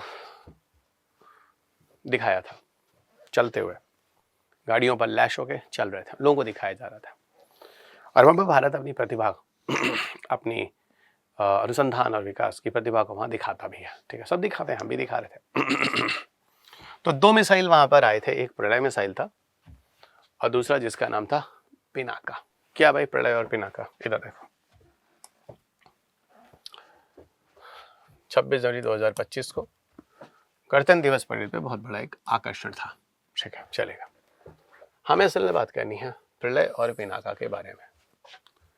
प्रलय जो है ये सरफेस टू सरफेस प्रक्षेपास्त्र है, सतह से सतह में मार करने वाला। क्वासी बैलिस्टिक का मतलब होता है पार्शियल रूप में, इसमें आधे रूप से क्रूज वगैरह के नेचर भी दिख जाएंगे। 500 से 1000 किलोग्राम गोला बारूद ले जा सकता है और सॉलिड यानी ठोस प्रवृत्ति का ईंधन यहाँ पर प्रयोग में लाया गया है। प्रणोदन मतलब प्रणोदक, ईंधन और ऑक्सीकारक को मिला के कहते हैं। यह मैंने आपको अंतरिक्ष तकनीक में पढ़ाया था, ठीक है। निचली प्रक्षेपवक्र हाइपरबोलिक है, निचले हाइट पर हाइपरबोलिक तरीके से बचाव युद्धाभ्यास में सक्षम है, या आसानी से अपने लेन बदल सकता है, तो किसी तरफ आता है तो बचा लेता है अपने आप को। वारहेड टर्मिनल चरण मृत्यु से पहले, समाप्ति के पहले, है ना, के दौरान युद्धाभ्यास कर सकता है, क्रूज मिसाइलों के समान है। और स्टेल्थ उन्नत है, छोटे फिन्स से सुसज्जित है, और छोटे फिन्स वाली कोई भी चीज़ होती है वो रडार के रेंज में नहीं आती है। तो सर फिर तो ये ज़्यादा खतरनाक हो सकता है, रडार इनको पता भी नहीं लगाएंगे और युद्ध के क्षेत्र में है ना घुसकर, है ना, किसी विरोधी या प्रतिद्वंदी के अंदर घुसकर वहाँ खतरा बन सकते हैं। 100% वही चीज़ लिखी गई। तो ये मिसाइल तकनीकियों से बचने के लिए उनको आइडेंटिफाई करना आसान ना हो, ये सारी चीज़ें थी, है ना। आइए पिनाका। भाई साहब, पिनाका का उपयोग या पिनका भी कहते हैं इसको, भारत ने तब किया था जब कारगिल युद्ध था। कारगिल के समय में भारत को इसकी बड़ी ज़रूरत थी। ओके, अब भारत में क्योंकि वो लड़ाई तो हिल पर हो रही थी, कारगिल पहाड़ी थी, हम नीचे थे, वो ऊपर थे, तो नीचे से ऊपर मार करना आसान नहीं था। पिनाका एक रॉकेट लॉन्चर था, MBRL कहते हैं, मल्टी बैरल रॉकेट लॉन्चर्स, लिखा भी होगा। MBRL कहते हैं मल्टी बैरल रॉकेट लॉन्चर। एक साथ कई सारे मिसाइलों को लेके कई डायरेक्शन में एक साथ दाग सकता, फटाफट जल्दी जल्दी, ये सब इसकी क्षमता है जिसको बहुत ही अच्छा बनाता है। और सबसे खूबसूरत बात, पहली बार आपको ऐसा सुनने में मिलेगा किसी अन्य राष्ट्र ने भारत से कोई मिसाइल खरीदा है। उस कंट्री का नाम है आर्मेनिया, और जो मिसाइल है उसका नाम है पिनाका, मतलब पिनाका MK1 लॉन्चर। मिसाइल नहीं खरीदा, लॉन्चर खरीदा है। तो पहली बार भारत की कोई चीज़ किसी को पसंद आई है डिफेंस तकनीकी में, आर्मेनिया। तो ये हो सकता है आपको कहीं स्टेट में दिख जाए कि किस मिसाइल को पहली बार किस तकनीकी को पहली बार किसी अन्य राष्ट्र ने भारत से खरीदा है। तो आर्मेनिया ने खरीदा है पिनाका को। ARD एक संस्था है DRDO के अंदर जो काम करती है, उसी ने इसको बनाया है, ठीक है। इसकी जो समय सीमा है, देखो 44 सेकंड के अंदर 12 रॉकेट दाग देगा। सभी 12 को 20 सेकंड में आप प्रोग्राम कर सकते हैं फटाफट। अब ये नहीं जरूरत है कितने वर्ग मीटर तक के क्षेत्र को आसानी से कवर करेगा। 48 सेकंड में सटीक निशाना लगाएगा। सूट एवं स्कूट विशेषता, फायरिंग के बाद दुश्मन की जवाबी कार्रवाई के लिए बचने के लिए त्वरित भी है, तो अपने आप को बचाता भी है त्वरित कार्रवाई करके। जैसे आपने अटैक किया, दूसरा आपकी तरफ आएगा, तब अपने आप को बचाने का प्रयास भी करेगा। पिनाका MK1 जो है वो 40 किलोमीटर तक की रेंज का है, और उसका एक उन्नत संस्करण जो 75 किलोमीटर से अधिक रेंज का सफलतापूर्वक परीक्षण किया जा चुका है। और वैश्विक पहुंच में आर्मेनिया याद रखना है। वैश्विक पहुंच में आपको आर्मेनिया याद रखना है, ठीक है, आर्मेनिया याद रखना है।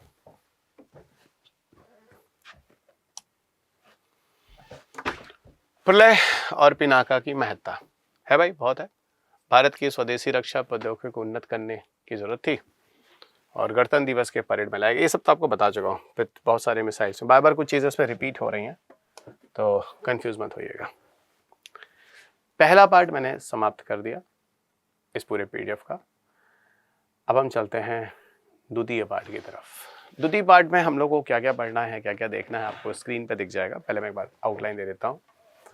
क्रूज प्रक्षेपास्त्र, भारत के परमाणु परीक्षण, भारत की परमाणु पनडुब्बियां, फ्रिगेट डस्ट्रॉयर एयरक्राफ्ट कैरियर, एयरक्राफ्ट की विभिन्न पीढ़ियां, परमाणु सक्षम एयरक्राफ्ट जो एटम बम ले जा सकते हैं, तेजस जो भारत का अपना फाइटर प्लेन है जो भारत ने खुद बनाया है, BWD और CWD जो आपको लिख रहा होगा, जैविक हथियार सम्मेलन और रासायनिक हथियार सम्मेलन, और लास्ट में एक टॉपिक आपको लिखा मिलेगा जिसका नाम है टैंक।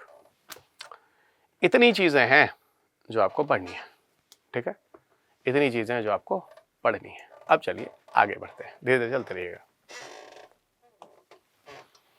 देखो, भारत की क्रूज मिसाइलें तो फिलहाल कई सारी हैं, पर हम 2 ही क्रूज मिसाइल पढ़ेंगे, एक निर्भय और एक ब्रह्मोस।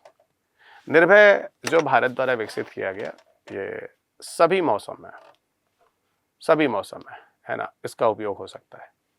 ये सबसोनिक प्रक्षेपास्त्र है, 1 मैक से कम है, क्रूज है ये जो समानांतर जा रहा है। इसको हम सभी तीनों प्लेटफॉर्म से भेज सकते हैं, सेना, नौसेना, वायुसेना, तीनों इसको उपयोग में ला सकती है, ठीक है। भारत को एक नई क्रूज मिसाइल, ठीक है, देखा जाए तो निर्भय जिसकी बात हो रही है, इसको विकसित करने के मध्यवर्ती चरणों में कहा जाता है, लेकिन सही बताऊं तो उतनी अच्छी मुझे ये नहीं लगी, अगर मेरे विवेक से बात कीजिएगा तो। और फिर मैं बोला लंबाई और ये जो व्यास व्यासे से तो पूछा नहीं जाता। इसकी वारहेड क्षमता, गोला बारूद ले जाने की क्षमता 1000 किलोग्राम की है। दूरी जो है वो 1500 किलोमीटर तक है। कितनी हाइट तक जा सकती है, तो 50 मीटर से 4 किलोमीटर तक। अधिकतम गति जो है वो 0.9 मैक इसमें बोला जाता है। अगला है ब्रह्मोस 1। आपको पता है एक ही चीज़ है जो मुझे निर्भय में ठीक नहीं लगी, उसकी गति 0.9 मैक। अब बताओ 1500 किलोमीटर की दूरी की बात कर रहे हो और स्पीड आपको 0.9 मैक है, 1 मैक से भी कम है। तो भाई साहब क्या चल रही है? मतलब आप ऐसा मिसाइल फेंकिए ना, आप सामने वाले को मौका ही मत दीजिए और गिराइए, फाड़िए, फटे वहाँ पे, मरे लोग, ऐसा कुछ होना चाहिए ना। आप तो मौका दे रहे हैं, आराम से धीरे धीरे जा रहा है। तो यही एक कमी थी जिसलिए मैं थोड़ा मतलब निर्भय को कह रहा हूँ कि मतलब आपको बता रहा हूँ कि निर्भय को थोड़ा अपडेट होता तो ज़्यादा अच्छा था। इस तरीके स्पीड तो थोड़ा अच्छा कर रहे। ब्रह्मोस तो उससे अच्छी गति का है, आप खुद देख लीजिएगा, वो 1 मैक से भी कम है। ब्रह्मोस अभी 205 से 200, देखो लिखा ही है 205 से 208 मैक की गति है। तो सर ये तो सुपरसोनिक है बिल्कुल। तो अब मैं तो कहता ही हूँ ब्रह्मोस जो है वो उससे काबिल तारीफ है, उससे बेटर है। 1998 में भारत सरकार ने रूस के साथ एक समझौता किया है ना, हस्ताक्षर हुआ और 2006 तक ब्रह्मोस पूरी तरह से सफलतापूर्वक बन गया। ब्रह्मोस जब भारत को मिला था उस समय अमेरिका ने थोड़ी प्रॉब्लम क्रिएट की थी। रूस ने कहा रूस तुमने क्यों दिया? तो भारत ने कहा भाई हमने जो भी दिया ना वो एक इंजन दिया है और तकनीकी नहीं दी है, और हम अपने ऑब्जर्वेशन में सारा कुछ कर रहे हैं। तो अब मत समझिए भारत कुछ उल्टा सीधा काम करेगा। तो रूस ने इस तरह से अमेरिका के साथ सामने मतलब डिफेंस किया था कि ऐसा कुछ नहीं, आप गलत समझ रहे हैं। तो अच्छा, ये जो ब्रह्मोस है वो 2 पवित्र नदियों के नाम पर नाम आया है। एक का नाम ब्रह्मपुत्र है और दूसरे का नाम मस्कोवा है। ठीक है, ब्रह्मपुत्र जो है वो भारत की पवित्र नदी है और मस्कोवा जो है वो रूस की पवित्र नदी है। देखो जो ब्रह्मोस है उस तीनों तरह का हो सकता है। इसको आर्मी वाले भी यूज कर सकते हैं, नेवी वाले भी यूज कर सकते हैं, एयरफोर्स, तीनों के लिए होता है। आर्मी, नेवी, एयरफोर्स तीनों के लिए होता है। ठीक है, तो आर्मी, नेवी, एयरफोर्स तीनों के लिए कौन? ब्रह्मोस। ठीक है, तीनों के लिए ब्रह्मोस। अब इसमें थोड़ा ध्यान देना। ठीक है, जो आर्मी है और जो नेवी है उसकी क्षमता है भाई साहब, आर्मी और नेवी है ना, मतलब जमीन और शिप है ना, ये 200 किलोग्राम का गोला बारूद ले जा सकते हैं। लेकिन वहीं जब आप एयरफोर्स की बात करेंगे तो एयरफोर्स करीब 300 किलोग्राम का ले जा सकता है फाइटर प्लेन से। इसके अंदर 2 चरण वाले प्ररोधक हैं, वही ईंधन प्ररोधक। पहले चरण में इसका जो होगा वो ठोस होगा, प्ररोधक होगा, और दूसरे चरण में जो होगा वो द्रव प्ररोधक का उपयोग किया जाएगा। लेकिन याद रखिएगा ये द्रव प्ररोधक वाला जो इंजन है उसका नाम है रैमजेट, ये हम रूस से लिए हैं, जिसके बारे में मैंने आपको अंतरिक्ष तकनीकी में पढ़ाई थी। मैंने बोला था रैमजेट इंजन भारत ने जो रूस से लिया है उसका उपयोग भारत ने 2 जगह किया है, एक आकाश प्रक्षेपास्त्र जो भी हमने पीछे पढ़ा, और दूसरा ब्रह्मोस जो आप यहाँ पढ़ रहे हैं। और रैमजेट इंजन जो रूस से लिया ये द्रव प्रवृत्ति का प्ररोधक इंजन है। इसमें द्रव प्रवृत्ति का प्ररोधन लगा हुआ है। ठीक है ना, और इसकी मदद से हमारे पास सुपरसोनिक गति है, चाहे आकाश हो चाहे ब्रह्मोस हो। और आकाश आपको पता है इंडिया पाकिस्तान कॉन्फ्लिक्ट के टाइम में मैंने बोला था इसका उपयोग भी किया है। ये कुछ समयावधि है जो आप देख सकते हैं स्क्रीन पर। ब्रह्मोस एरोस्पेस 1998 में बनाया गया। ब्रह्मोस मिसाइल को 2001 में पहली बार परीक्षण किया गया। ठीक है, ब्रह्मोस को तीनों ही सेना में शामिल कर लिया गया। नौसेना में 2005 में लाया गया, भारतीय सेना में मतलब आर्मी में 2007 में आया, वायुसेना में 2020 में आया। लेकिन हाँ, ब्रह्मोस का एक नया वर्जन जो है अभी काम चल रहा है, ब्रह्मोस 2। अब ब्रह्मोस 2 को कहा जा रहा है कि 2028 तक हमारे पास हो। इसकी स्पीड करीब 8 मैक माना जा रहा है। तो 8 मैक का मतलब आसानी से आप समझ सकते हैं कि हाइपरसोनिक होगा। कितनी दूरी तक ये जा सकता है? तो आपको 1500 किलोमीटर की दूरी बोली गई है। इसकी दूरी लगभग 1500 किलोमीटर की बोली गई है। ठीक है, इसके अंदर स्क्रैमजेट इंजन का उपयोग होगा। हाँ सर, आप बता चुके हो। रैमजेट इंजन कहाँ है? हेलो, रैमजेट इंजन है पीछे आकाश और ब्रह्मोस 1 में, और स्क्रैमजेट इंजन कहाँ लगने की बात हो रही है? ब्रह्मोस 2 में। और स्क्रैमजेट इंजन से कौन सी गति हो जाती है? हाइपरसोनिक। समझ आ गया होगा। और ये रैमजेट स्क्रैमजेट मैंने कहाँ पढ़ाया? अंतरिक्ष तकनीकी में। तो सर इसका अंतरिक्ष तकनीकी प्रतिरक्षा तकनीकी के साथ मिलकर काम करता है, बहुत पहले बता दिया था। हाँ, और ये भी बता दिया था कलाम साहब सिर्फ इसरो से ही DRDO से जुड़े नहीं है, इसरो से भी जुड़े, ये भी आपको लॉजिक बता दिया था। ठीक है, चलिए। हाइपरसोनिक हथियार दो तरह के होते हैं। हाइपरसोनिक हथियार दो तरह के होते हैं। एक जिसे कहते हैं हाइपरसोनिक ग्लाइड मिसाइल, HGV कहते हैं, है ना, क्या बोलते हैं? Hypersonic glide vehicles. और दूसरा जिसको हम कहते हैं हाइपरसोनिक क्रूज पे क्षेपणास्त्र। क्या होता है दोनों? सुना एक बात बताता हूं। ग्लाइड क्या होता है? आप तेजी से आए एक स्पीड में, दौड़ते दौड़ते दौड़ते दौड़ते दौड़ते दौड़ते उसके बाद अलग हो गए। हाँ सर समझ गए, वो ग्लाइड में यही होता है सर, उसके बाद जहाँ गिर रहे हैं एग्जैक्टली एक स्पीड पे लाके एक जगह तक पहुंचाकर छोड़ दिया जाता है, फिर यहाँ से वो ग्लाइड होके अपना गिरता है, ये ग्लाइड बोला जाता है। और हाइपरसोनिक क्रूज क्या होता है? शुरू से लेके लास्ट तक वो गति मेंटेन रखता है, हाइपरसोनिक क्रूज है। तो ये भी दो अलग अलग होते हैं, हाइपरसोनिक ग्लाइड और हाइपरसोनिक क्रूज। ठीक है, तो HGV जो होता है हाइपरसोनिक ग्लाइड व्हीकल को इच्छित लक्ष्य तक गाइडिंग से पहले एक रॉकेट से लॉन्च किया जाता है। पहुंचने से पहले एक रॉकेट के द्वारा लॉन्च किया जाएगा, यहाँ पहुंचाया जाएगा। जबकि हाइपरसोनिक क्रूज मिसाइल जो है SCV, इसे प्रॉपर इंजन का उपयोग होता है। तो सर इसका मतलब जो ब्रह्मोस 2 है वो HCV है क्या? बहुत बढ़िया, आप समझ गए, उसमें स्क्रैमजेट इंजन का उपयोग है, हाइपरसोनिक क्रूज मिसाइल है। Exactly, you are right, exactly you are right. Okay, और आगे चलते हैं, यहां तक चीजें क्लियर है। ये जो HGV वाला जो क्वेश्चन मैं बोल रहा था ना, ये हाइपरसोनिक वगैरह, ये क्वेश्चन आप पेपर में 2022-23 के आसपास आया हुआ। अब यही इसी पे आप अपना 2022-23 का पेपर एक लगा लेना जो आपके पेपर में आया हो, और ये पेपर आप आसानी से लगा सकते हैं प्रीलिम्स में। लॉजिकल है, उन्होंने हाइपरसोनिक, अग्नि 5, बैलिस्टिक, ब्रह्मोस ऐसे कुछ लिख के क्वेश्चन दिए, आप कर लीजिएगा, लग जाना चाहिए आप में से जितने लोग अभी सुन रहे हैं मेरी class. Hello hello hello hello, पलट लेना चाहिए दोस्त, सामने सामने भी सुन रहे हो क्लास तुम लोग, लेजी मत रहो, ठीक है, लेजी मत रहो दोस्त, सामने सामने सुन लो। चलो भाई आगे बढ़ो। हाँ, भारत के पास परमाणु बम भी तो चाहिए, बिल्कुल चाहिए। तो चलिए थोड़ा परमाणु बम के बारे में बात कर लेते हैं, कब से भारत ने क्या क्या शुरू किया उस पर बात करते हैं। ठीक है, देखते जाइएगा इसको भी।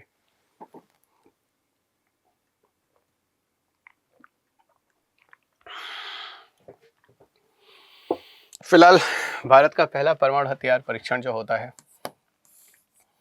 18 मई 1974 को होता है। उस समय हमारे देश की जो प्रधानमंत्री होती है उनका नाम है इंदिरा गांधी जी, है ना।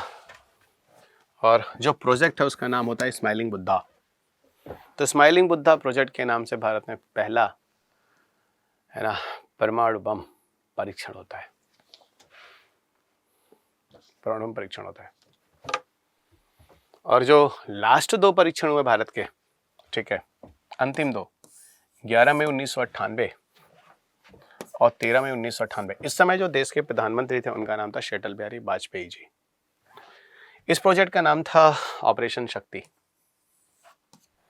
इस प्रोजेक्ट का नाम था ऑपरेशन शक्ति। कहाँ होता है सबको पता, राजस्थान के पोखरण में हमारे यहाँ की ये परमाणु परीक्षण होते हैं। और ठीक है, उस समय चाहे इंदिरा जी का समय रहा हो चाहे अटल बिहारी वाजपेयी जी का, भारत पे अमेरिका, जापान सब ने बहुत सारे सेंसर्स लगाए थे। तो ये चीज़ें भी हैं, सैंक्शन वगैरह लगे थे, बहुत सारी चीज़ें आई हैं, आयात निर्यात में प्रतिबंध लगा, टैरिफ वैरिफ की समस्या हुई। लेकिन उस समय का भारत 50 इंच का भारत नहीं था, है ना, पता नहीं 200-400 इंच का रहा होगा, चाहे इंदिरा जी का टाइम आ रहा हो चाहे वो अटल बिहारी वाजपेयी जी का। जो होगा देखा जाएगा। अमेरिका हम लोग कुछ नहीं समझते थे, ठीक है, हमारे पास उतनी तकनीकियाँ नहीं थी, हम उस लेवल पर नहीं थे, लेकिन भाई साहब एक चीज़ थी उस जमाने में भारत के पास, गट्स, समझिएगा, गट्स। ठीक है, तो भारत की परमाणु पनडुब्बी जैसे INS अरिहंत, INS अरिघात और INS अरितमन, ये अब हम कुछ बात करेंगे भारतीय पनडुब्बियों के बारे में। परमाणु पनडुब्बी, ये टॉपिक जो है वो नाभिकीय ऊर्जा से जुड़ा हुआ, परमाणु ऊर्जा से जुड़ा हुआ है। सामान्य पनडुब्बियाँ जो होती हैं, सबमरीन जिनको बोलते हो, वो पानी में अगर डीजल वाली हैं तो भाई साहब डीजल खत्म हो जाएगा, फिर ऊपर आके भराना पड़ेगा उनको, इसलिए काफ़ी लंबे समय तक वो पानी में नहीं जा पाती थी, चल पाती थी। तो उसके विपरीत एक नई पनडुब्बी का विकास हुआ जहाँ पर रिएक्टर होंगे, नाव की रिएक्टर होंगे, और रिएक्टर के अंदर नाव की ऊर्जा के ईंधन प्रयोग में लाए जाएंगे और उस इंजन, उस ऊर्जा की मदद से पनडुब्बियाँ चलेंगी। इसलिए इन पनडुब्बियों को हम परमाणु पनडुब्बी, न्यूक्लियर सबमरीन कहते हैं। इनको हम न्यूक्लियर सबमरीन या परमाणु पनडुब्बी कहते हैं, ध्यान रखिएगा, ठीक है। इनको हम लोग परमाणु पनडुब्बी, न्यूक्लियर सबमरीन्स कहते हैं। क्लियर? और आगे बढ़िए। कौन कौन से जो हमें पढ़ने?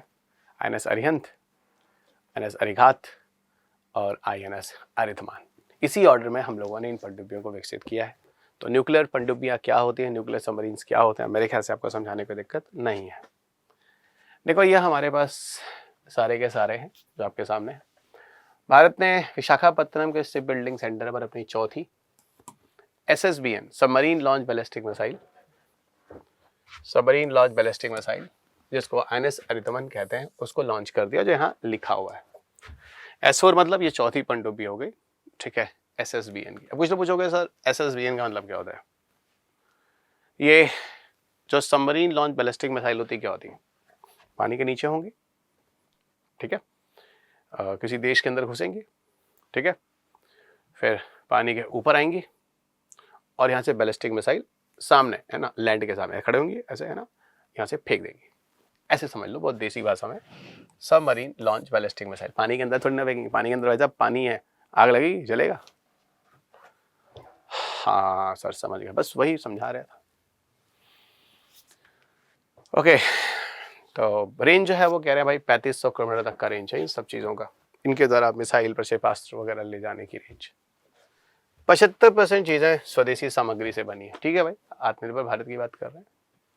भारत के पास जो SSBN है ना, SSBN submarine launch ballistic missile पनडुब्बियाँ जो चौथी आई है वो तो आपके सामने ही है, अरिधमन। इसके पहले वाली कौन सी? 3 बेटा। पहली वाली जो है वो तो हमने INS चक्रा बोला था, जो आकुला अमूर है, जो रूस से लिया था। रूस से लेने के बाद हमने उसका नाम बदल दिया था और हमने लीज पे लिया था, लीज पे लिया था। ओके, इस पे कौन से मिसाइल थे, कितनी दूरी तक मिसाइल जा सकती थी, इसकी सूचना अब खत्म है, क्योंकि ये वैसे भी लौटा दिया गया, अब ये हमारे काम का नहीं है। तो शुरुआत में आप ये कह रहे हो कि जिस तरह के न्यूक्लियर सबमरीन्स थे जो भारत के पास थे वो भारत ने दूसरे कंट्री से लिए थे बिल्कुल, आकुला अमूर। बाद में हमने अपना बनाया अरिहंत, अरिघात, अरिधमान, ये ध्यान रखना। विक्रांत वगैरह भी आपने सुना होगा ठीक है। तो ये फरवरी 2025 में कमीशन होता है कौन सा? लास्ट जो करंट अफेयर्स है। इसकी दूरी होती है 3500 से 5000 किलोमीटर की। इसके जो मिसाइल्स होते हैं उनके नाम K-15, K-4 है ना, K-5 इस तरह के मिसाइल होते हैं जो इन पनडुब्बियों से हम लॉन्च करते हैं। याद रखिएगा, पनडुब्बियों से जो मिसाइल्स उनके नाम K से शुरू होता है। K जो है वो कलाम साहब का पहला अक्षर है। तो K मिसाइल्स जनरली आपको सुनाई देंगी कहाँ? सिर्फ आपको सुनाई देंगी कहाँ? सबमरीन से लॉन्च होने वाली मिसाइल्स जो पानी के ऊपर आती है और पानी के ऊपर से फेंकती है। पानी के अंदर जो जाते हैं उनको हम कहते हैं क्या? उनको हम टॉर्पिडोज कहते हैं। अंडर वाटर मिसाइल्स को टॉर्पिडोज कहते हैं। और पानी के ऊपर उठ के फिर भेजना उनको SSBN कहते हैं, जो वहाँ लिखा हो, सबमरीन लॉन्च बैलिस्टिक मिसाइल्स। तो मेरे ख्याल से आपको समझने में दिक्कत नहीं हो रही होगी। इनके मिसाइल रेंज 750 किलोमीटर, क्योंकि K-15 की रेंज ज़्यादा नहीं होती। इनकी 3500 क्योंकि K-4 की रेंज इतनी होती है। यहाँ पे K-4 भी है तो 3500 से लेकर, और कुछ K-5 वगैरह भी विकासाधीन है, तो कमिंग फ्यूचर में 5000 से भी ज़्यादा दूरी जाएंगे, क्योंकि K-5 की दूरी जो है वो 5000 से भी ज़्यादा, जो मैं आपको आगे दिखाता हूँ। लेकिन हाँ, फिर बता दूँ, K टर्म डिफाइन करता है कलाम को, K टर्म डिफाइन करता है कलाम को। तो INS अरिधमन की मुख्य विशेषताएं देखिए तो करीब 1000 टन से अधिक है विस्थापन। अरिहंत क्लास से SLBN ये सब। यहाँ देखिए, हमेशा असल में ये बताना है आपको, कलाम मिसाइल्स K-15, K-4 और K-5। K-5 फिर मैंने बोला विकासाधीन है अभी, ठीक है। INS अरिहंत में इसको लैश किया गया। हाँ सर, अभी दिख रहा था। अरिघात अरिधमन में ये लैश हुआ है K-4 और K-5 कह रहे हैं आगे भविष्य में जो पनडुब्बियाँ होंगी उनमें लगाए जाएंगे। तो अभी इनका परीक्षण वगैरह हो जाने दो, फिर देखते हैं। आगे बढ़ते हैं। SSBN क्या है, ये सब जरूरत नहीं है, आगे बढ़िए। हाँ, ये फ्रिगेट, डिस्ट्रॉयर, एयरक्राफ्ट कैरियर क्या होते हैं? फ्रिगेट से भी छोटी चीजें आती हैं पर हम फ्रिगेट से शुरू करेंगे। देखो, जैसे एक होता है प्लेन, है ना, नॉर्मल प्लेन जिसमें हम लोग चलते हैं, वैसी एक चीज होती है फाइटर प्लेन जिसमें गोला बारूद होता है, एटम बम फेंका जा सकता है। वैसे एक होता है शिप और एक होता है वारशिप। ये जो फ्रिगेट, डिस्ट्रॉयर और एयरक्राफ्ट कैरियर, 3 टॉपिक हम पढ़ने जा रहे हैं, ये तीनों की तीनों वारशिप है। ये तीनों की तीनों वारशिप है, समझ गए आप? ये तीनों के तीनों वारशिप है। क्लियर है? अब देखिए, फ्रिगेट, डिस्ट्रॉयर, एयरक्राफ्ट कैरियर, तीनों के तीनों वारशिप है। भारत के पास पनडुब्बियों के अलावा भारत परमाणु सक्षम बैलिस्टिक और क्रूज मिसाइल लॉन्च कर सकने वाले डिस्ट्रॉयर, संशोधित गश्ती शिल्प और फ्रिगेट जैसे जहाजों को भी बनाए रखता है। ठीक है, फ्रिगेट सिर्फ सामान्य भाषा में छोटे आकार का युद्धपोत है। ठीक है, छोटा आकार का, जिसको आप मध्यम आकार का भी कह सकते हैं, सतही युद्धक, सतह पर आकर युद्ध करता है। 2000 से 5000 टन के बीच इसका टोटल भार है। डिस्ट्रॉयर थोड़ा बड़े आकार का युद्धपोत है, इसका करीब भाई साहब 5000 से 10,000 टन के आसपास होता है। इसका भार करीब करीब 5000 टन से 10,000 टन का होता है। ठीक है, आगे आइए। एयरक्राफ्ट कैरियर्स क्या है? देखो, भारत ने एक एयरक्राफ्ट कैरियर है जो लिया है, रूस से लिया है, उसका नाम है एडमिरल कास्को। भारत में आने के बाद उसका नाम INS विक्रमादित्य रखा गया है। बहुत बड़ा युद्धपोत होता है, समुद्र में होता है और उस पर रनवे होते हैं, एरोप्लेन उतरता है, चढ़ता है, उड़ता है और चढ़ता है। इसी के बारे में मैं बता रहा था, विक्रांत वगैरह, INS विक्रांत वगैरह, जो भी भारत में अपना भी एक हो गया है, अपना हमारे पास है। और INS विक्रमादित्य है ना, जो है, ये तो एडमिरल कास्को है जो रूस से हमने लिया था। ठीक है, और बहुत अधिक गुणवत्ता वाली है, भारतीय नौसेना का एक प्रमुख जहाज कह सकते हो। 2013 में ये सेवा में प्रवेश करता है और वैसे भी ये इसकी बातचीत जो है 2004 से ही चल रही थी इसके लाने के लिए, रूस से लाते हैं 13 में, और रूस में इसको वहाँ पर सेवा से डिकमीशन कर दिया गया था, निकाल दिया गया था। 1996 में इसे निकाल दिया गया था, 1996 में। तो 1996 में इसे वहाँ से निकाल दिया गया था। ठीक है, 16 नवंबर 2013 को स्वेरोडोविस्क रूस में आयोजित एक समारोह में कमीशन किया गया। ठीक है, और 2014 को भारत के प्रधानमंत्री श्री नरेंद्र मोदी जी औपचारिक रूप से इसको देश को, राष्ट्र को समर्पित करते हैं नौसेना के लिए। ठीक है, लड़ाकू विमान की विभिन्न पीढ़ियों पे बात करेंगे, पर आपको बताऊं, हमें लड़ाकू विमान की सामान्य पीढ़ियां नहीं पढ़नी है, पहले क्लियर कर दूं। हमें पढ़ना इसमें कौन सा भारत के पास है, बस। हमें पढ़ना इसमें कौन सा हमारे देश के पास है, बस, और कुछ नहीं। ठीक है, चलिए, क्योंकि यहाँ पे आपको पीढ़ियां मैंने वैसे दे दी हैं, पहली पीढ़ी में ये था, दूसरी में ये था, तीसरी में, लेकिन नहीं जानना, हमें जानना है भारत के संदर्भ में कौन सी पीढ़ी अभी हमारे पास है, कहानी खत्म। ठीक है, चलिए, पहली पीढ़ी, दुनिया में जो पहली पीढ़ी का फाइटर प्लेन्स आए 1940 से लेकर 1950 के बीच थे। तो भारत में पहली पीढ़ी के जो फाइटर प्लेन है 1940-1950 के बीच थे। उनमें जैसे Me-262 है, MiG-15 है, MiG-17 है। ये सब सोनी गति से चलते थे, सीधे पंखे होते थे, रडार वगैरह होता नहीं था, मशीन गन से गोली चलाते थे, बम बम जहाँ गिराते थे वहीं गिर जाता था, प्रॉपर टारगेट वगैरह नहीं बनाते, मतलब ये बस था, ये बस था। और 1940 वगैरह में देश तो गुलाम था, आप जान रहे हो उस समय, पर ये दुनिया में आया इस तरह की चीज़ है, तो भाई सार टाइप से। पर फिर मैं तरफ पढ़ना क्या है, भारत के संदर्भ में, है ना, भारत के संदर्भ में। दूसरी पीढ़ी 1950 से लेकर और 260 के प्रारंभिक चरण में आई। ये कौन कौन से? MiG-21 है, Su-9 है, F-0, F-0, F-0, F-5, F-5। अच्छा, F वगैरह नाम होना तो समझना अमेरिका का है। MiG-21 हमारे पास था, अब हटा दिया गया, अभी हटाया गया हाल ही में, 2025 का न्यूज़ रहा है। तो अब हमारे पास MiG-21 नहीं है, लेकिन बहुत लंबे समय तक हमने MiG-21 यूज़ किया है। इसको तो अभी मैं आपको बताऊंगा, इसको फ्लाइंग कैफिन के नाम से भी जानते हैं। फ्लाइंग कैफिन का मतलब ताबूत, जिसमें डेड बॉडी रखते हैं। गूगल करेंगे तो आपको मिल जाएगा, फ्लाइंग कफिन। ओके, तो बहुत हमारे जो पायलट्स हैं वो शहीद हुए इसमें, ठीक है, लेकिन ऑप्शंस नहीं थे हमारे पास, तो हमने इसको ढोया है काफ़ी लंबा। टर्बोजेट जैसे इंजन का उपयोग किया गया है। विमान में थोड़े रडार वडार टाइप की चीज़ें लाई गई। एरोडायनेमिक्स इंजन है, हवा में थोड़ी कली वली कर सकते हैं। फाइटर प्लेन भी दो तरह के होते हैं, एक फाइटर बॉम्बर होता है जो जाए बम गिराए, और दूसरा इंटरसेप्टर होता है, कोई फाइटर प्लेन है तो उसको दौड़ा मारे भगाए, उसको डिस्ट्रॉय करे। दो तरह के। MiG-21 जो है एक्चुअल में वो दूसरे टाइप वाला है। ये कहाँ गया, सॉरी, वो इंटरसेप्टर टाइप का है। MiG-21 जो है वो इंटरसेप्टर टाइप का है। हाँ सर, याद आया, अभिनंदन इसी को लेकर पाकिस्तान वाले फाइटर प्लेन को मारने गए थे गलती से, फिर वो भी क्रैश हो गया तो गिर गया वो कहाँ, पाकिस्तान में। ये चीज़ आपको पता ही होगी, ये न्यूज़ का विषय बहुत बड़ा न्यूज़ रहा था किसी टाइम में। तीसरी पीढ़ी के फाइटर प्लेन की बात करेंगे। Miraj, MiG-23, MiG-25, F4, F5, ये जो फाइटर प्लेन से दुनिया में थर्ड पीढ़ी के हैं। उन्नत एवियोनिक्स इंजन है, एरोडायनेमिक्स है, हवा में कलई कर सकते हैं, मतलब कलाबाजी टाइप की। थोड़ा इनमें हथियारों की सटीकता कम होती है, ठीक है।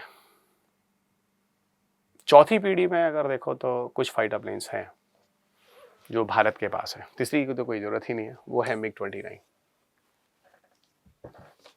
F-16 जो है अमेरिका ने पाकिस्तान को दिया है, F-16।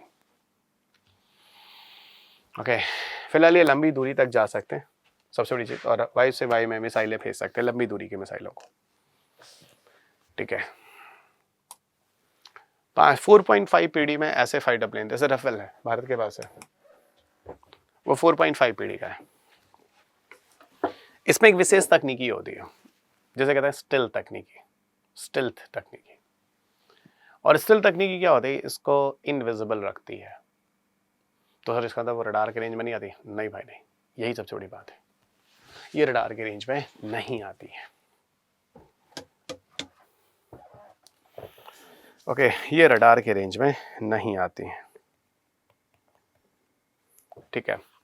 तो ये 4.5 पीढ़ी है। 5 पीढ़ी तो अभी आज के हिसाब से देखो तो काफ़ी एडवांस है। 2015 से सबसे उन्नत जो फाइटर प्लेन बना है वो यही है। चुपके से वार करना, इंटरसेप्ट रडार की कम संभावना, रडार की रेंज में भी बच जाए, उच्च प्रदर्शन एयरफ्रेम, उच्च एवियोनिक्स विशेषताएं, सब कुछ। किसी जमाने में भारत F-22 रैप्टर की डिमांड कर रहा था अमेरिका से, दे दो भाई। अमेरिका ने मना कर दिया, उसके पार्लियामेंट में आए नहीं, ये बेचा नहीं जाएगा। पर ये किसी जमाने की बात थी, ये बेचा नहीं जाएगा। बात समझ में आ गई होगी ना, ये बेचा नहीं जाएगा, नहीं बेचना होगा, नहीं बेचा, ठीक है, नहीं बेचा जाएगा, ठीक है। हमें बात करनी है भारत के संदर्भ में, तो हम बात करेंगे भारत के संदर्भ में। भारत के परमाणु सक्षम एयरक्राफ्ट्स, न्यूक्लियर कैपेबल एयरक्राफ्ट्स कौन से हैं? तो भारत के पास जो न्यूक्लियर कैपेबल, मतलब जो एटम बम ले जा सकते हैं, आपके सामने सुखोई है, दसाल्ट, मिराज है, MiG-29 है, हॉक है, तेजस है, ये सब हैं जो अन्य अन्य राष्ट्रों से लिए गए, उनके सामने उनके राष्ट्र के नाम लिखे गए।